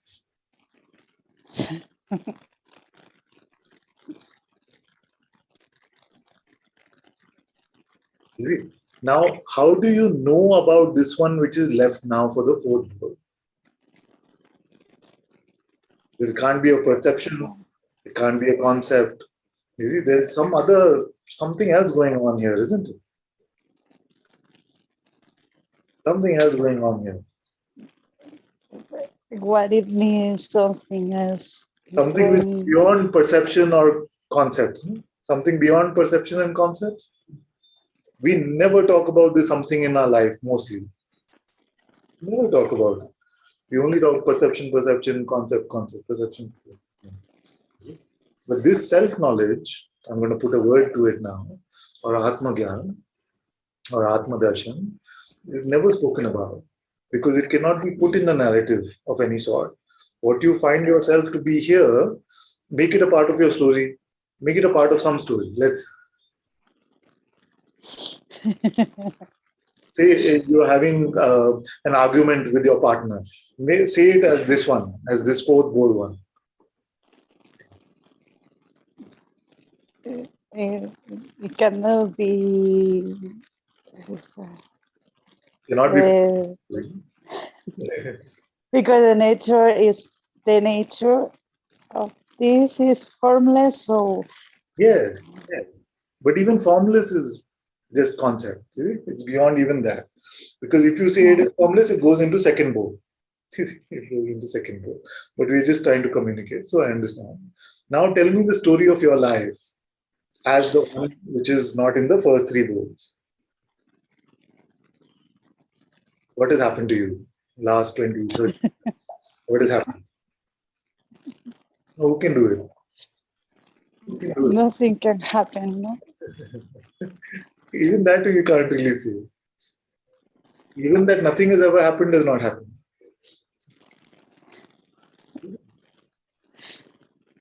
Are we just playing with words? Or with me? We're just playing with words.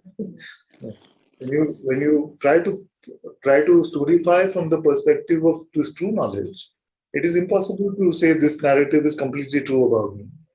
You see, how will you insert yourself? Who's the protagonist?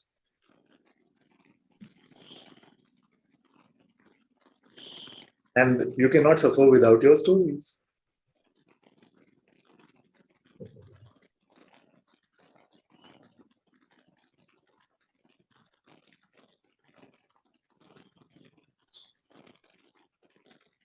Yeah. Some background noise like somebody is playing with a bag of chips. I don't understand. Snack or something.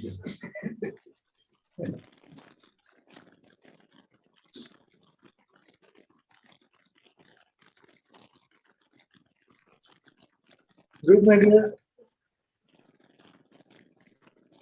So the question about how do we know what we think we know is a very relevant one. Because as we've seen with this simple bowls example, it has nothing to do with what we take to be usual knowing traditionally.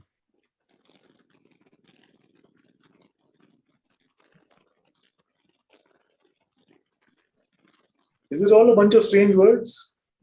It's also all right at some level.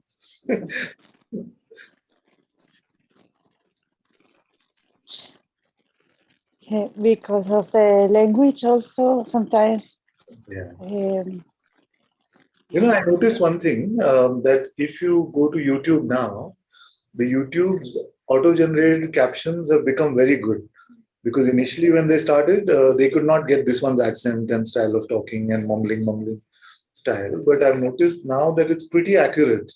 So if you watch with those auto-generated captions, that may also help in some way. yeah.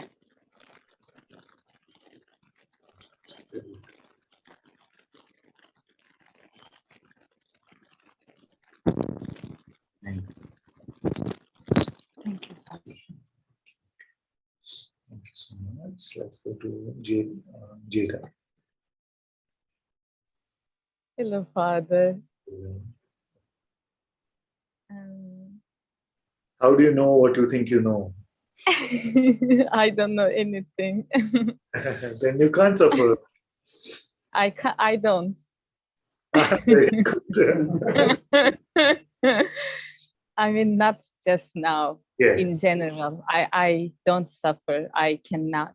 And yeah, maybe this. There's some imposter on Facebook that you have to remove. You have to remove access. Yes, yes. Actually, I wanted to give a report about this, not the situation, but what I realized in the situation. Yes. Yes. Sorry. Breathing, heart beating. Don't worry, take your time.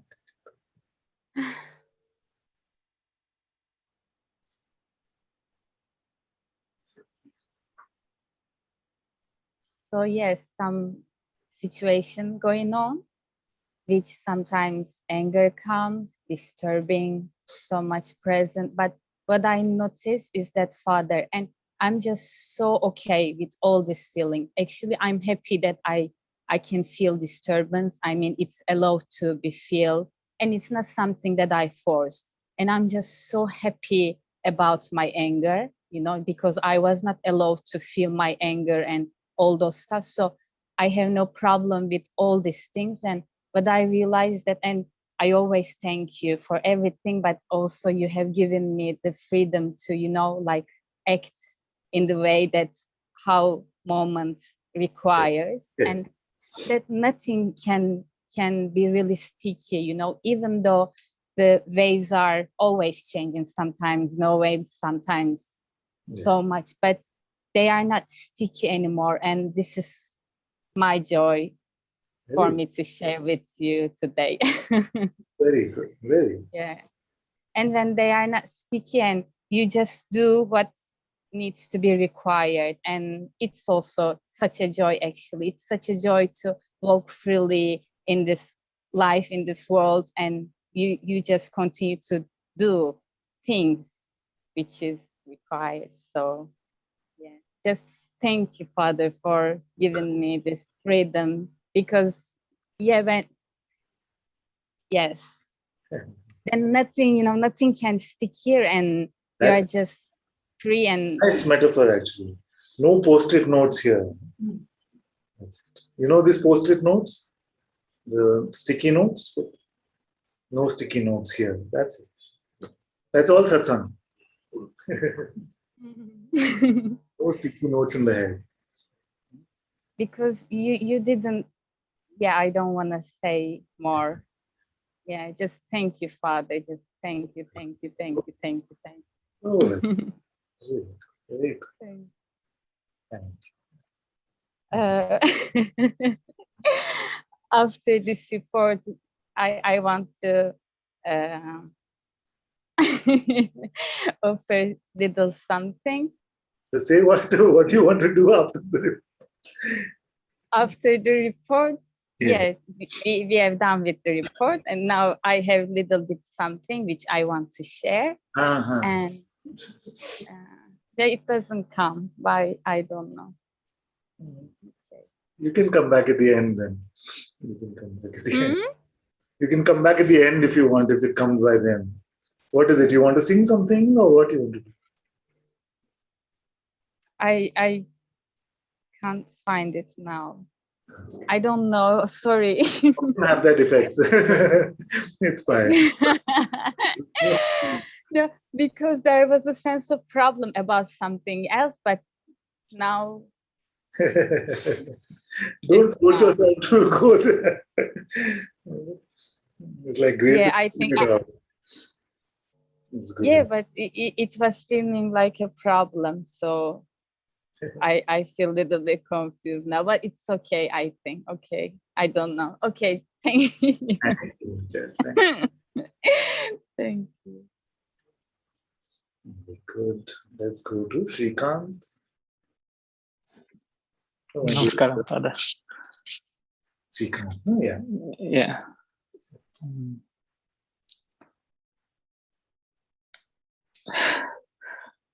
I had given you some homework, no?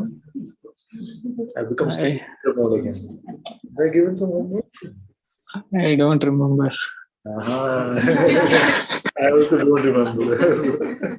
Yeah, last few days I was traveling actually, so yeah, I've been to Ananda-Ashram, Father. Very nice. Yeah, Kerala. Yeah, I thought I will never be able to go there because I don't know Malayalam, and but actually I was planning to go to Kedarnath, but then I went to Kerala to Ananda-Ashram, and then I went to Yogi Ram Sugat Kumar's ashram, Tiruvannamalai. Very nice. So Mahadev, sorry. You went to both the places. Yeah, in the return I went to there. And in Yogi Ram Sugat Kumar ashram, Mahadevaki was asking me what I do. I said I should look for a job, but I can't look for one. I mean, and then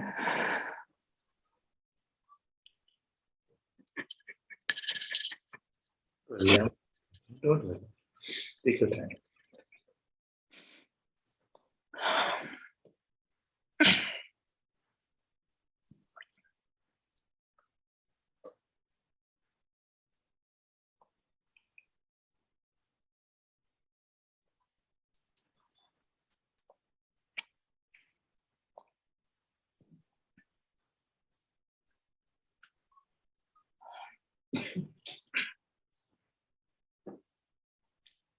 so Something got poked in that conversation. What happened? Mahadevaki was told me to pray for the job. Somehow I don't trust in prayers, Father. I mean, they were never answered. Sorry? Trust in a job, but not the prayer. Which part don't you trust? In prayer. Job you trust. Now it might happen. Don't worry. Don't worry. So some You told her that you really want a job. actually, when I went last time before meeting Moji Baba in Tiruvannamalai 2021. Sorry, last year, yeah, I don't know. So I asked her if she can pray for me. Because I was not able to do at that time also. So then I got a job in August last year. I mean, it just happened like a miracle, you can say. And then I was in the job till May, but it didn't went well, so I got out of the job. This thing bothers me because I need to, earn some money for my living, but I can't look for one. But then, so this time, I wanted to tell her thanks for her prayers last time, but then I didn't said. I was just going down to her, and then she started asking me. So I said, I got job last time after your prayer, and then I have to leave. Then she was asking, now what am I doing? I said, I should look for one. And then she told me to pray now, and then somehow since then this is bothering me again and again, and then it's okay for her to pray for your job and for you to get it, but you can't. yeah, even that thing, even I was still thinking the same. I mean, last time when I asked her to pray, and then yesterday I went to Mauna Swami in Velpur, and You ask her to pray, but when she asks you, that's a problem.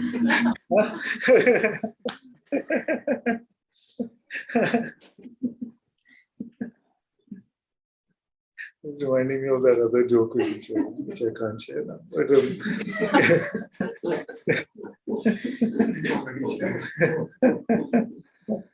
so, okay. Can I help you with something which is that you have one job. All of you in Satsang, you have one job, which is to stay with fresh God, which is here right now. You do that job, all other jobs it will do for you. But you don't burden it with the idea, your idea of what that should be. And I'm not just giving some reassuring words or something like that. That's what life is.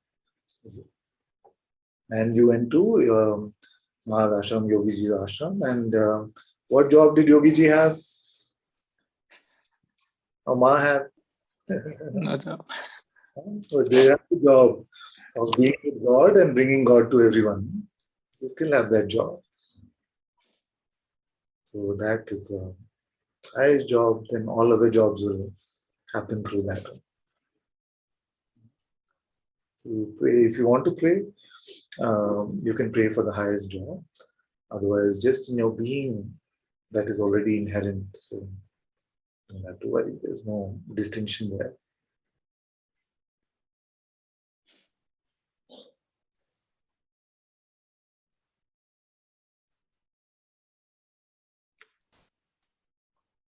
If you had full God, what else could you want?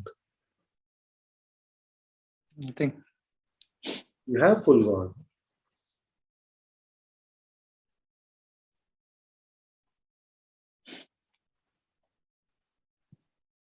Is it? Full God is just present. Presence is full God. The mind job is to say not enough, not enough, not enough. That's all that's happening in life.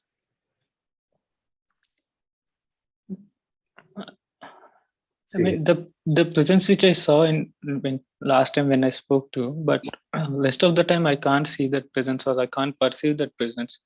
Okay. So when you're not in this environment or not in satsang, just check for yourself. Are you here? Are you there or no? And whose presence is that? So sometimes I frame the question like this: can you stop being? And instead of chasing the being or chasing the presence, try to stop being.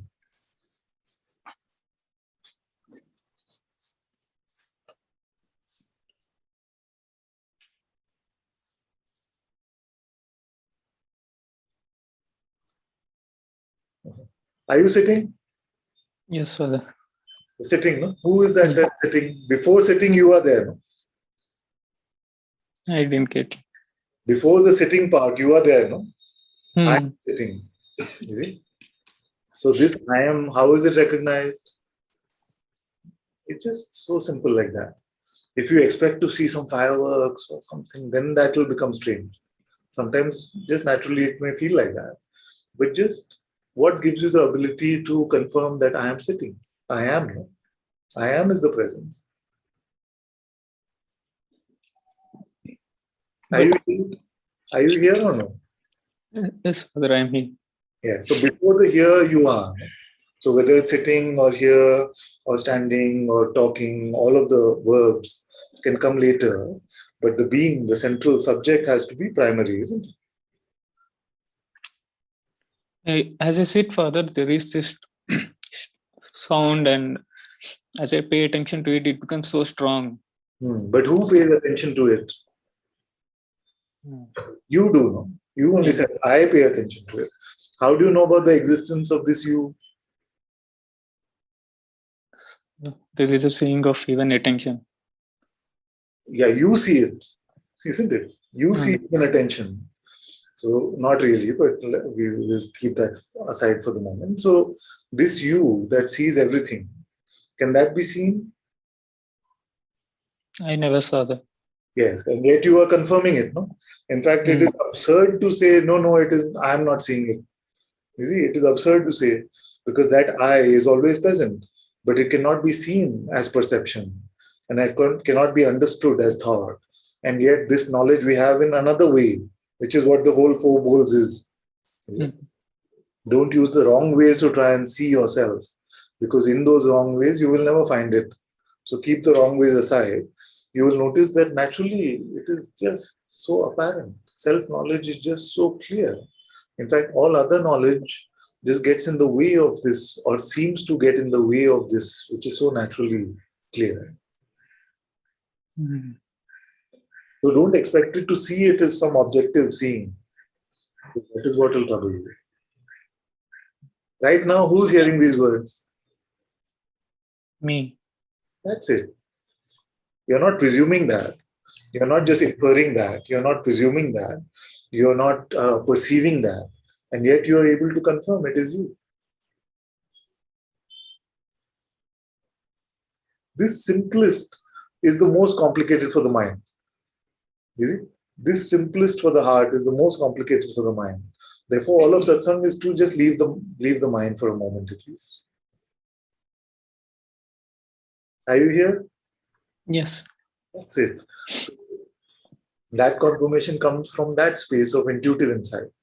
You see, it comes from there. It's always with you.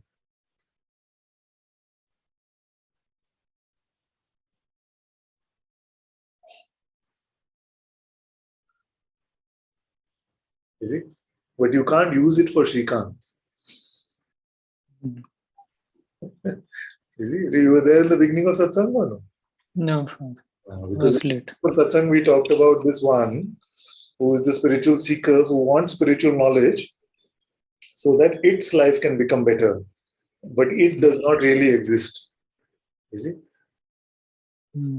So it is not a deal that God has to be found so that God can help you. You see, when God is found, you are lost. As the great sage said, the road is very narrow. When there is God, there is no me. When there is me, there is no God. You see? So the deal is not that I have to work hard, study hard, get all the spiritual concepts in my head, do my inquiry homework very well, and then God will help me. No, it is not that. Me will be lost.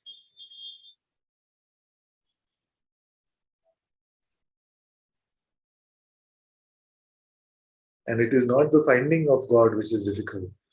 It is to let go of the projections for this me, which seems to be more troublesome. And in fact, there is no difference between the two. Because to find God for a moment, at least you have to let go of all your projections.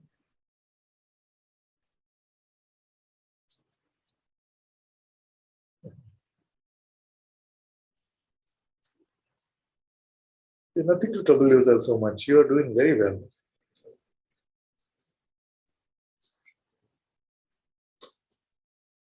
Where do you stay? In Hyderabad. Not so far from Bangalore. Yeah. We'll come with Aditya. Where is he going? We have another friend from Hyderabad right now. Okay. Come sometime. I want to come sometime.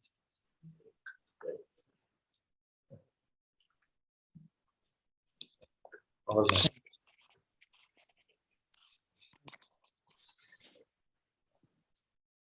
Let's go to Madalena, and then Satyam wants to come back. You can come after her.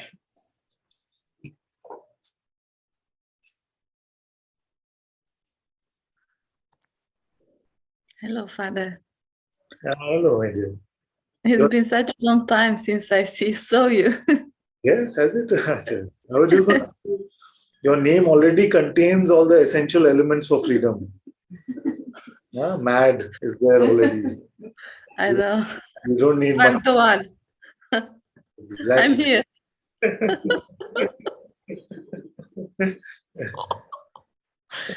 Oh.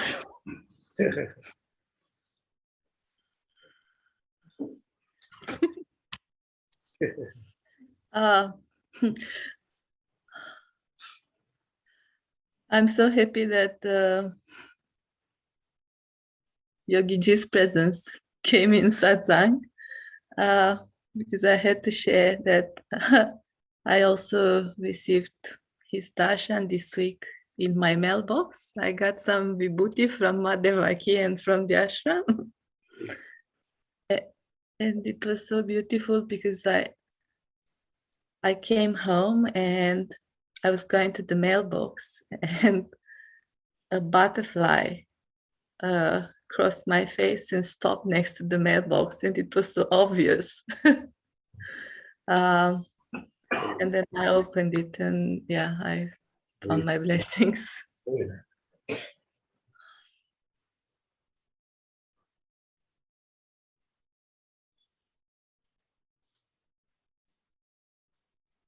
The electricity or there's some bugs? Huh? Oh, I see. They localized. Sorry, my dear. There's some things, some sounds which are distracting us. Yeah. And I have to share that I'm greedy for for your presence and Madhavaki's presence, because I was thinking on my way to Europe to stop in India. But it's very hard at the moment. From Europe, they not opened up travel and things so easily, or?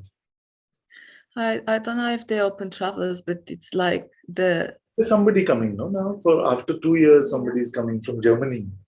They're going to be here for 2 weeks or something. Yeah, it's like any flight is 30 hours and you have to change the number of airports. I see, because you know what's happening, that everybody wants to travel now after not being able to travel. So all the flights have become booked and difficult. I think it's more like they haven't opened all the flights yet. So the big companies that don't fly revenge yet. tourism.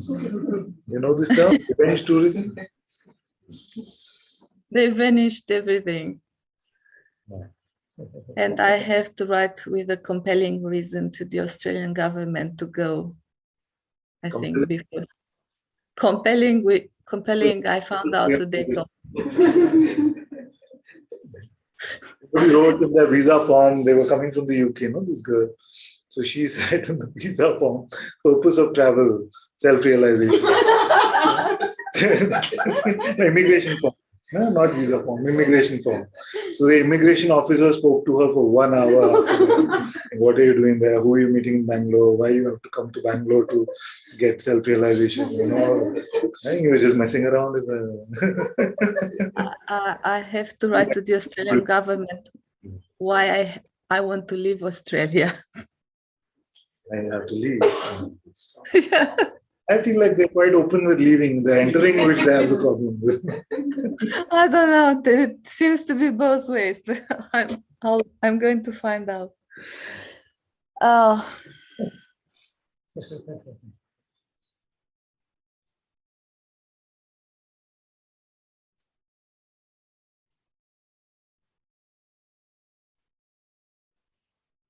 This one's from Australia. No? Yeah, I think they changed it. What's happening? I think you don't need permission anymore. You don't need permission anymore. First-hand information from Australia. Direct contact with everyone. I'm not vaccinated. That you need, no? But yeah. I'm a special one. It's okay. It's okay. Let's see how Grace works. I'm sure it works somehow.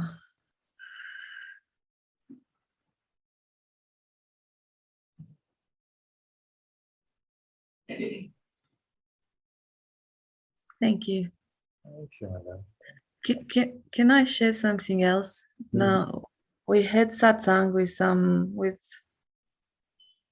a small group of brothers and sisters from here in Gold Coast, and there was a new a new person coming in, or a new being coming in. She's from India. She's quite young, and it was her first time in satsang, and and she's been studying here for 2 years, architecture something, and she was trying to get a job in her field. She was already working, but as a shop assistant, and she was trying to get a job in her field. And now Yogiram Surat Kumar and all Madhavaki stories, they help us in all our little desires all the time. So I shared with her about Yogiram Surat Kumar and his mantra, and I gave her a picture of Yogiram Surat Kumar. Yeah. She put the picture on her desk and she prayed for a couple of weeks. And a couple of weeks later, she posted on Facebook that she just got a new job. So Often, yes, with them. It's true. It's true. I know it's true, but it was funny how our brother here shared that. Yeah, he's looking for a job, but he's reluctant to pray. So,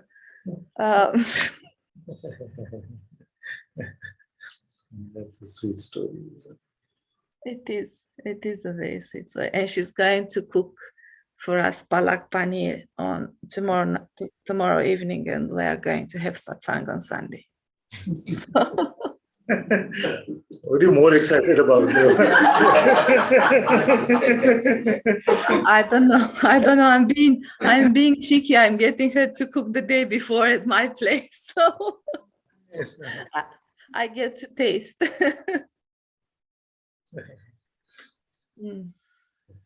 Thank you so much. Thank you.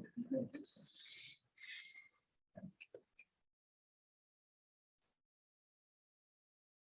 Very good. Let's go to Satyam again. And then Aniko. Namaste, Ananta. Namaste. Namaste. I'm not prepared again with anything, but there are few benchmarks, rough benchmarks, which I have. It's like, it's in my head. It's like I'm talking to you and I'm saying, Anantaji, I have my finger and there's this fire and my finger is burning. So you're asking me, what are you doing? I'm putting my finger in the fire. And then you're saying, okay, you stop doing that. Yes, exactly. You stop doing that. And it's very simple, as far as the presence is concerned, and this, it's very clear this has no problems, and there is no, is not that even the subject of problem is not there.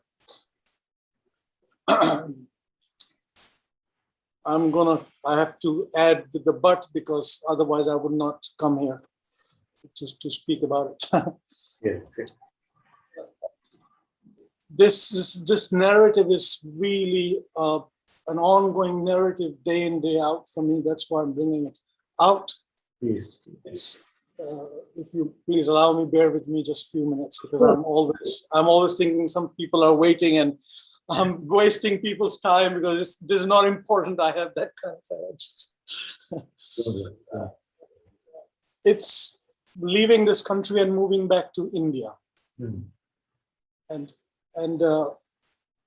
it's they are offering this amount, which is 20 lakhs. And they say, okay, you can go. And somewhere I'm not, when I say it's of course, it's a personal thing. I can see that. And today I read your words. The one who is asking for money and the one who wants freedom, they are the same. And I just hit me like a hammer. I said, my God, this is just, it was not seen for so long. And now finally it's right on my face. You know, this is the same one, which is kind of.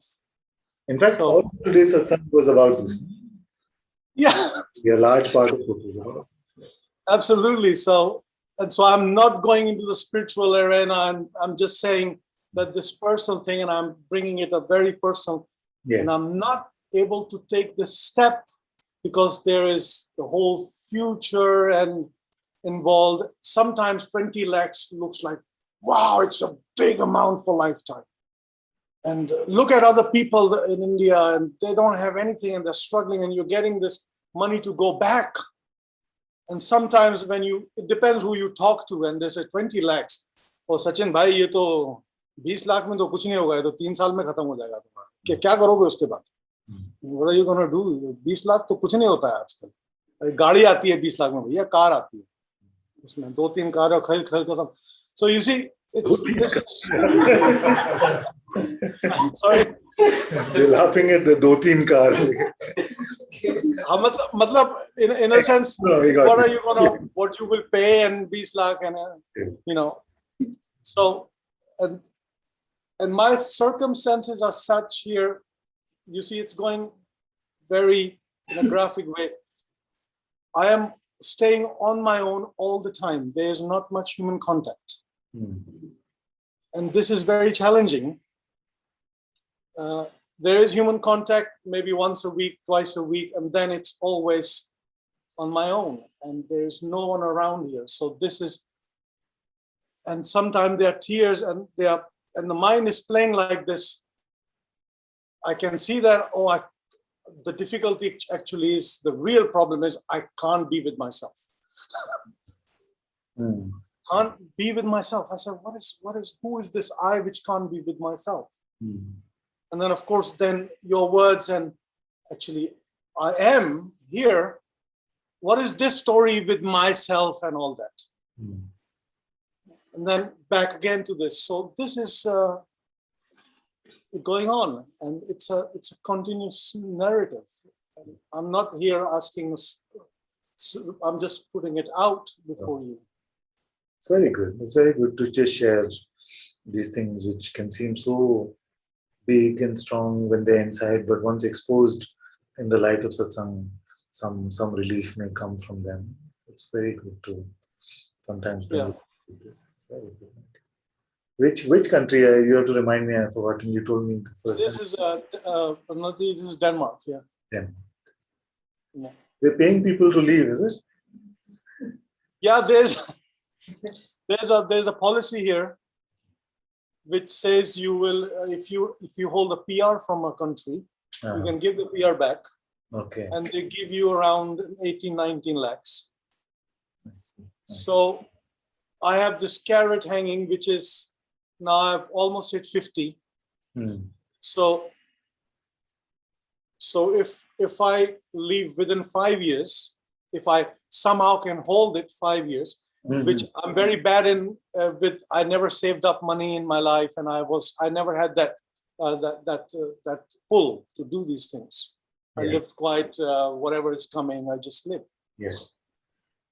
So, but if I can hold that 5 years, then at the age of 55, if you leave, then they give you 20 plus 30,000 rupees a month for lifetime. I see. So these are the options here, and something is pulling me to India. Ananta-ji is there in Bangalore, and the whole vibration is different. And there are moments when there's such a strong, I don't even know, yearning that please make me merge with you.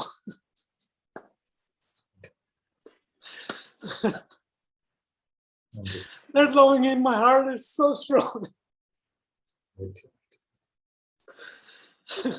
And then this samsari stuff, because Muji Baba say everyone has a catch, He talks about this monk who was almost free of everything.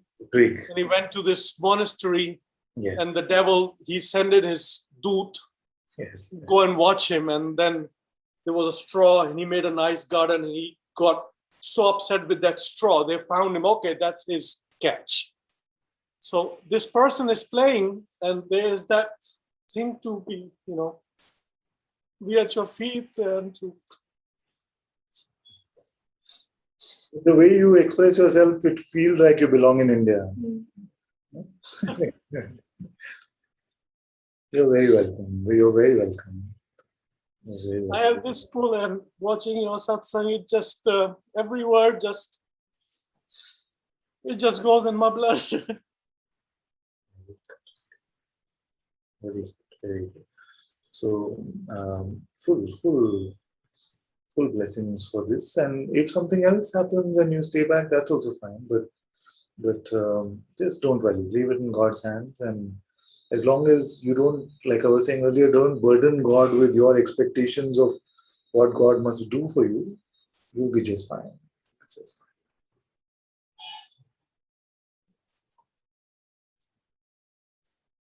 And if you look for reassurance, then every story is available. Some kids have come here with nothing in their bank balance, and now somehow through grace, they're doing very well and comfortable, and they continue to live here.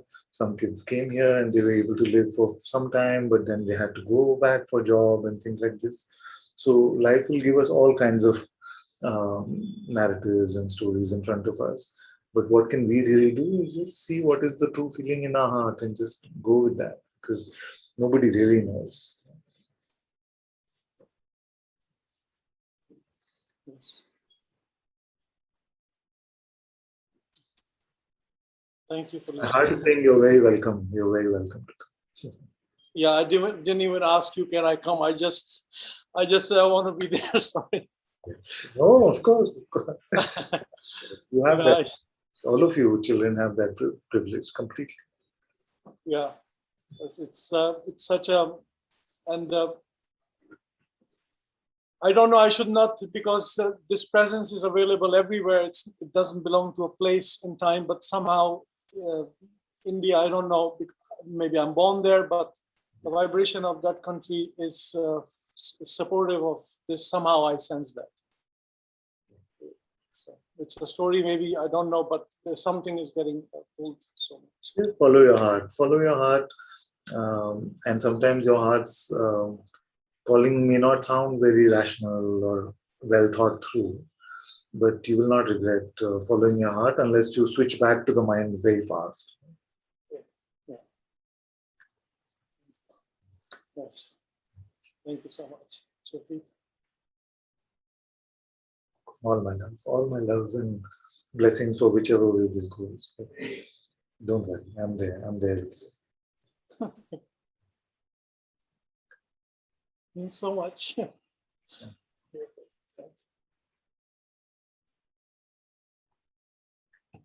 Let's go to Aniko. Aniko and I always have some fun conversation. Thank you. Thank you so much, Ananta-ji. And actually, I just would like to admit something then. So I am holding this question for a while now, but at the moment, this feels like I just need some tool in my head to come here to get a conversation with you, because I feel now my desire. Sorry. Just want to say hello, basically. I don't know. I just feel always when I talk to you, something happened to me, and I just don't want to miss this opportunity. And I'm so sorry. I don't want to cheat or something, but my question is not that important anymore. But I don't know. I just feel maybe you always tell me something, and something always happen. I don't know what is and if you want. Sorry. I said that's putting some pressure on this side now. Yeah. Oh God, I don't understand. I don't know why it's not loud enough now, or It's not okay. oh, I just Move I'm this. sorry. Uh, Let me see if I can speak up. After 2 hours of speaking, usually I'm a bit. oh, sorry. No, Are you very tired now, Anantaji? very happy to hear your question, my dear. Let's see. Let's see. Okay. So it was about physical pain, because I had a very bad toothache for a long time, and I was really suffer like hell. And I said myself, okay, it's not very difficult to not identify with, for example, to thinker of the thought or the owner of the emotion, but now this physical pain is just kill me, and how can I say is not I am not a sufferer, because if I wasn't sufferer, how could I experience this pain that much? And it was just so much. Yeah. I have a but for you. Which is, what is the difference between pain and suffering? What is the difference between these two words? No. The suffering and the pain is the same, but I know I am not the pain, but I know I am the one who suffered the pain. This is what I identify myself with, the one who suffered the pain, the sufferer. Okay, so sometimes I like to say that pain is a very natural part of human existence, but for suffering you have to think about it. I don't know, because it is even if I don't think. So that's I what I'm clarifying, that if you're saying, if you're calling the experiencing of the pain itself as suffering, then Oh, everybody has to suffer that. Even the sages suffer that. I Just the see. pure experience of the pain. No, Oh, if something gets cut in the body, pain will yeah. be experienced. Sages don't become like robots where it's, okay, cut this, cut that, nothing. No, it's not like Oh, that. Sensation, in fact, may be experienced very strongly because attention is fully with whatever is showing up uh, for a master. So pain can be experienced. You see, but suffering is when we put that pain in time and we insert our ego and say, why me? Why do these things not happen to other people? Why do they keep happening to me all the time?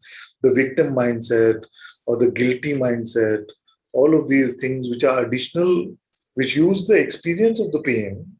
The mind uses the experience of it to build a narrative on top of that, which includes the me very strongly with the story. That is what we call suffering. You see, so there's a distinction. Pain is very natural. For suffering, you have to work hard. You have to work at it. I see. I know what is mine, things what I build up from this pain, because actually I was thinking about the same. Then Ramana Maharishi was sitting there, and I know he had a lot of pain in the body, because Yes. there was a lot of bruise and scars and everything, and he couldn't feel anything. But what I was read about, that he was just in samadhi and full.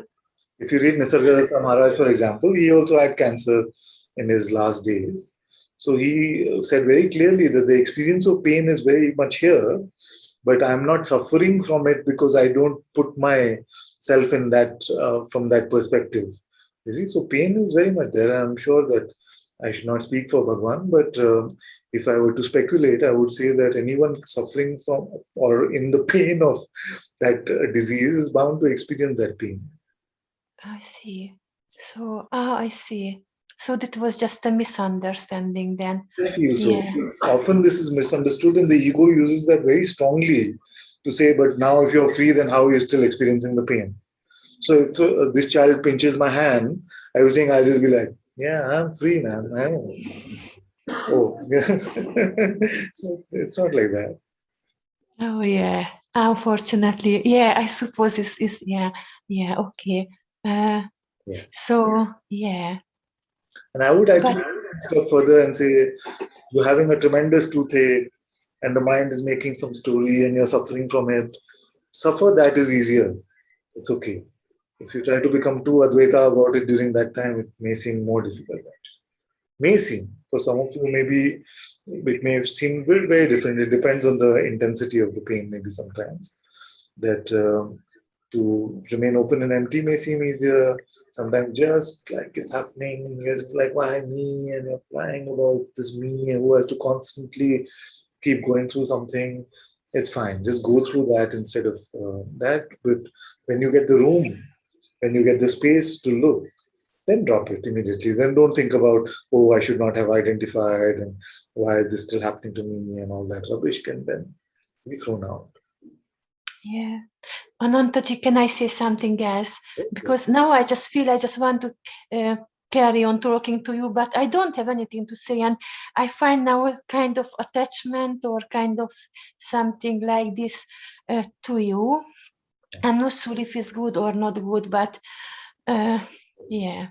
We've not had satsang like this. We've not spoken for at least 2 weeks. So don't worry. Are you like suffering? I can't speak to Ananta today. Are you suffering in your day-to-day life? No, I just feel now so much. I don't know. I don't, yeah. It's not a suffer. No, not at all. No. Very No. nice. Very nice. I just so happy to see you and be with you like this. Yeah, that's it, really. Very good. Thank you. I'll tell all of you kids not to be so hard on yourself and judge yourself from some spiritual lens all the time. Just take it easy, chill out, relax. It's okay. Yeah. Thank you so much. I love you. Love you too, my dear. Thank you.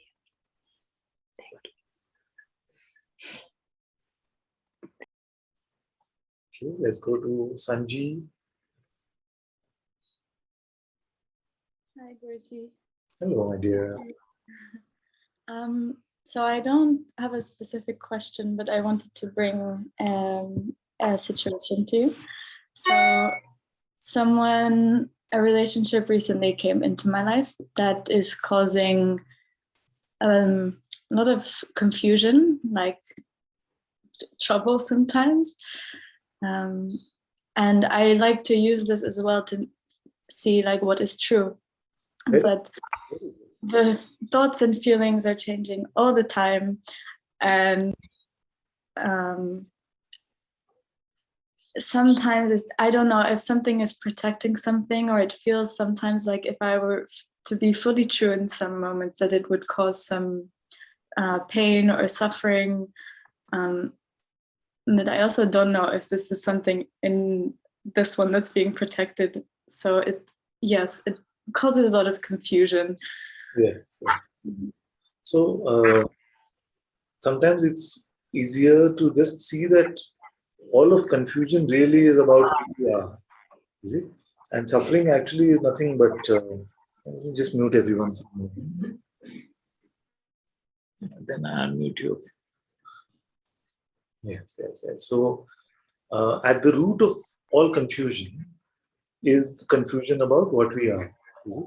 So when you say there is confusion, I found very nice, you said, I want to use this as fuel for my discovery, which is always my recommendation. So that life is always in service to us in some way. It's really in service to our self-discovery. So can you outline just the message of the confusion? What is the confusion about, really? The confusion is sort of the intention to even be in the relationship, and like in both sides, like why am I I here? Yes. Why is anything? I'm not saying that you must be in the relationship, by the way. Don't read it that way. I'm just saying that why question is actually the pointless thing in the universe. The why question. It's like I was taking this example with another child. I was saying to her that a child may sometimes say, if there is no monster under my bed, then why am I scared? So why is the child scared? What's the answer? Imagination. Huh? Imagination. Imagination is the cause. So in this case, why are you in this relationship? What is the cause? I don't know. It's the same. Our projections, our imaginations, which seem to provide causation to that which just is. So instead of trying to deal with the why question, because what will you get? Suppose you have got, okay, this is why you're in this relationship. Then what will happen? You just have an answer. What's the big deal about having another concept? You have thousands of them anyway. You see, so it is a human condition where we feel like our life is not complete unless we can answer the whys to everything. But actually, that is a denial of our utter hopelessness of our mind to be able to answer this question of why any of this is in the first place. Like, why do we exist? Is it? Now, in spirituality, you will get answers because it is the Leela of God, it is entertainment, or God wanted to experience itself in some manifest way, or God wanted this, or God wanted that. But God cannot have desire in reality. So all of the answers are just make-believe answers to just let the question go away. Because actually, why anything beyond the realm of our mind understanding? We cannot really fathom the why of anything. You see? So it's much better if you're able to change the question from why to who. It's just one alphabet change. Just the why, who comes. Have you noticed the tendency of the mind to be so attracted to the why question and completely repulsed by the who question? Yes. If you ask the mind, that is. Because Yes. it's first important to clarify what you are before you can clarify the reasoning for anything, like I was telling the child before. That the reasoning for anything only comes from first determining what it is at the base, who you are at the center of it. So before you can answer why you are in a relationship, can you define really who you are? Who is in the relationship?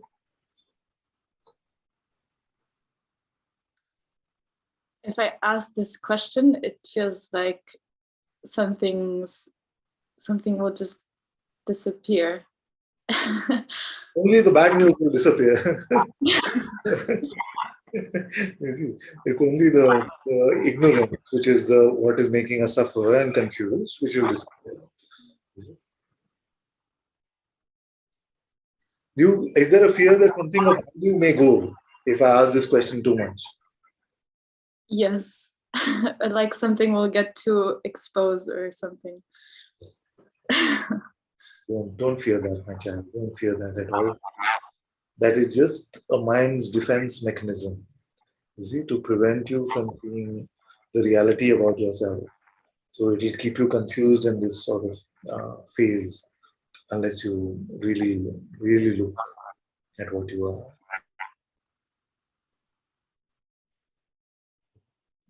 Everything else is secondary. And in every life, we have these variables. No? We have these variables of relationship, we have the and security, and we have the variable of the body, and all of these things. And finally, we have the variable about freedom and discovery. You see, all of our life is just made up of these things, these four things. It's not complicated at all. You see, but because they dance in such a compelling way, it can seem to have so much juice and fire and things. But the way to snap out of the play of these variables, to not suffer from them, although they may be allowed to continue in whatever way, you see, is to really find out what you are. Who is it that is in the midst of all of this? Yeah. I feel always like I want some conclusion, some finality, some stability. Yes. Like just ask the question and let it be like this. It feels shaky. Yeah. So there is only finality in this. You see, the only finality there is in this waking life is the discovery of the self. Everything else is just provisional notions that we add to our narratives, but they don't really mean anything.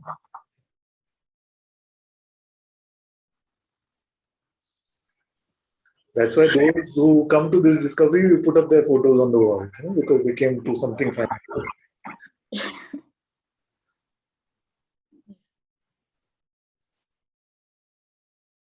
Don't be scared. Yeah, I'm with you. I'm with you in this. And it is that calling which is getting into Satsang. And it's not by chance that something is calling you to this discovery. And some, of course, it's the mind job to create confusion. But you just have to hold my hand through it, and you see that it's just scare tactics, just fear tactics.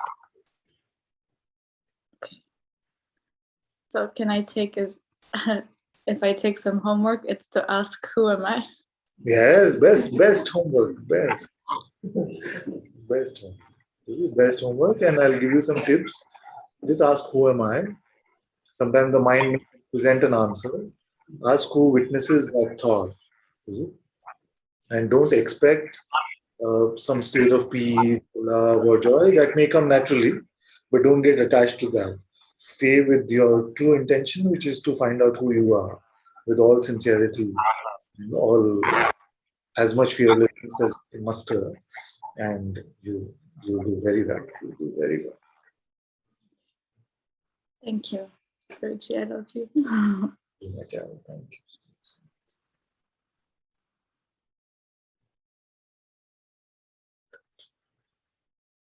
Okay, some more hands are there, my dear, but I feel like I'm just today for today, but we'll give it soon.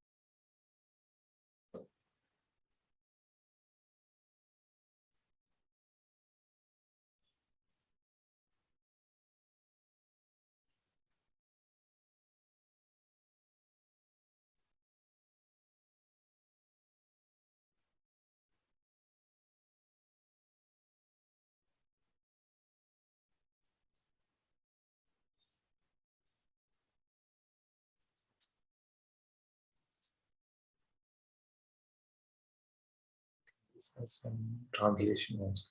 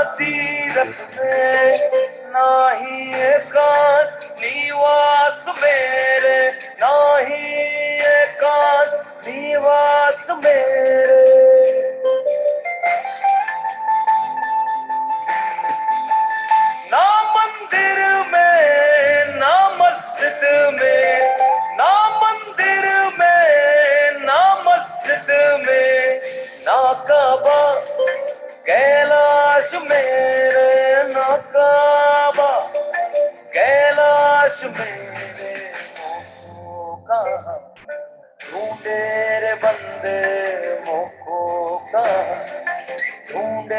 तेरे बंदे मैं तो तेरे पास गए मैं तो तेरे पास गए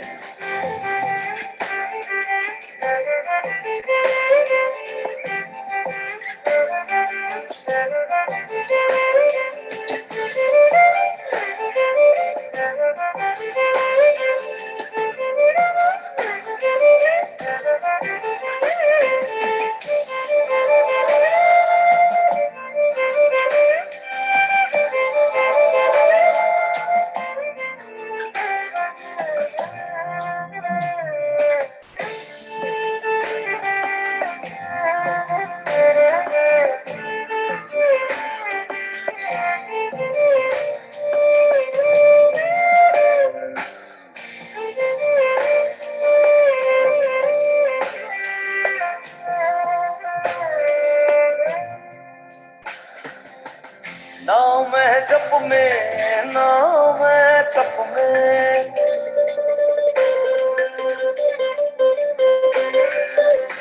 ना मैं जप में ना मैं तप में ना ही व्रत उपवास मेरे ना ही व्रत उपवास मेरे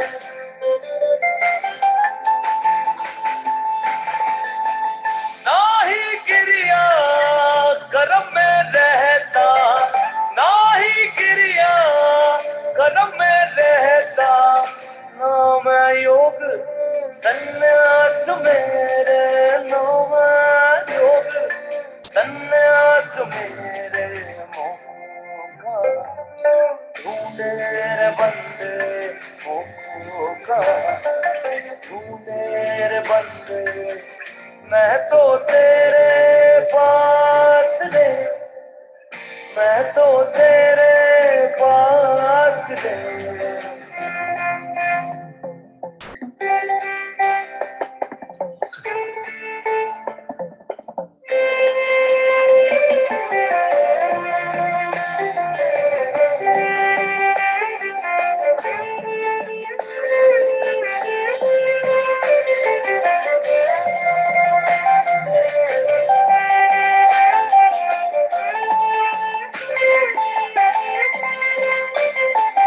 खोजी हुए तो तुरंत मिलूं मैं खोजी हुए तो तुरंत मिलूं मैं एक पल की तलाश मेरे एक पल की तलाश मेरे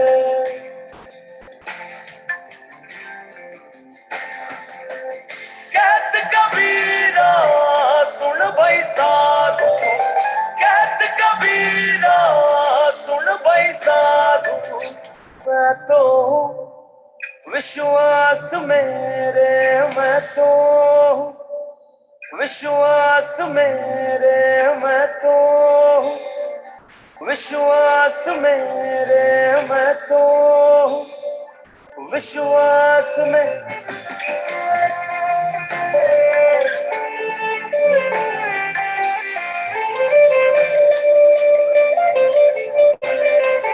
ढूंढे ढूंढे ढूंढे ढूंढे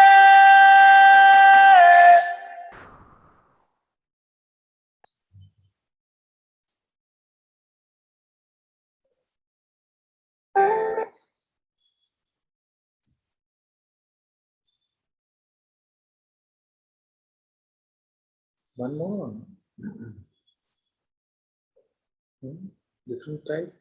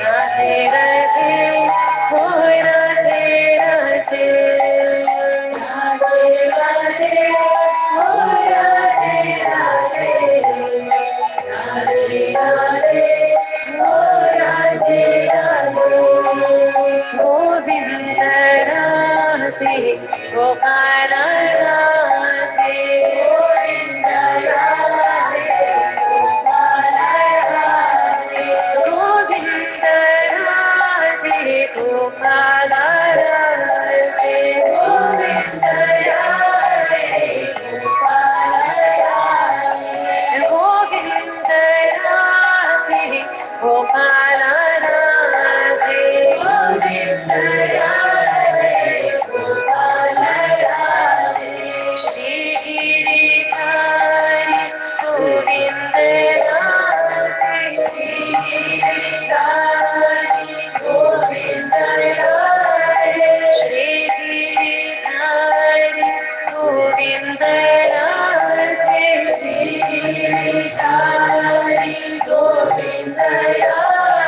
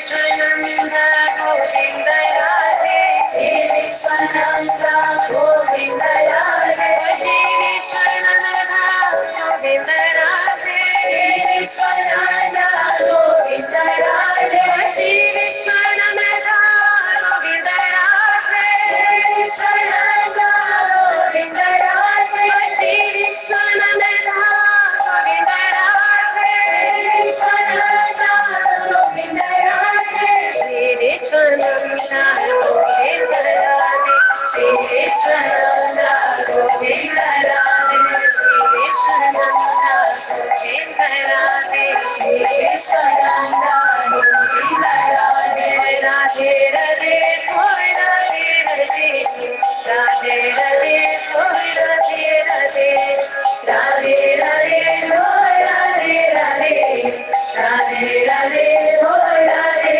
Radhe, Govinda Radhe, Gopala Radhe, Govinda Radhe, Gopala Radhe, Govinda Radhe, Gopala Radhe, Govinda Radhe, Gopala Radhe, Govinda Radhe, Gopala Radhe, Govinda Radhe, Gopala Radhe, Govinda Radhe, Gopala Radhe, Govinda Radhe, Gopala Radhe. Radhe Radhe, oh Radhe Radhe, Radhe Radhe, oh Radhe Radhe.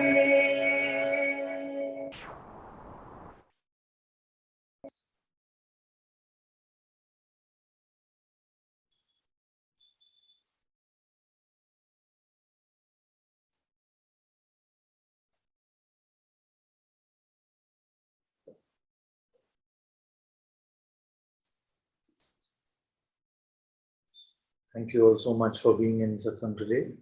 Sadhguru Sri Muji Baba ki Jai. Guru Kripa Kevalam.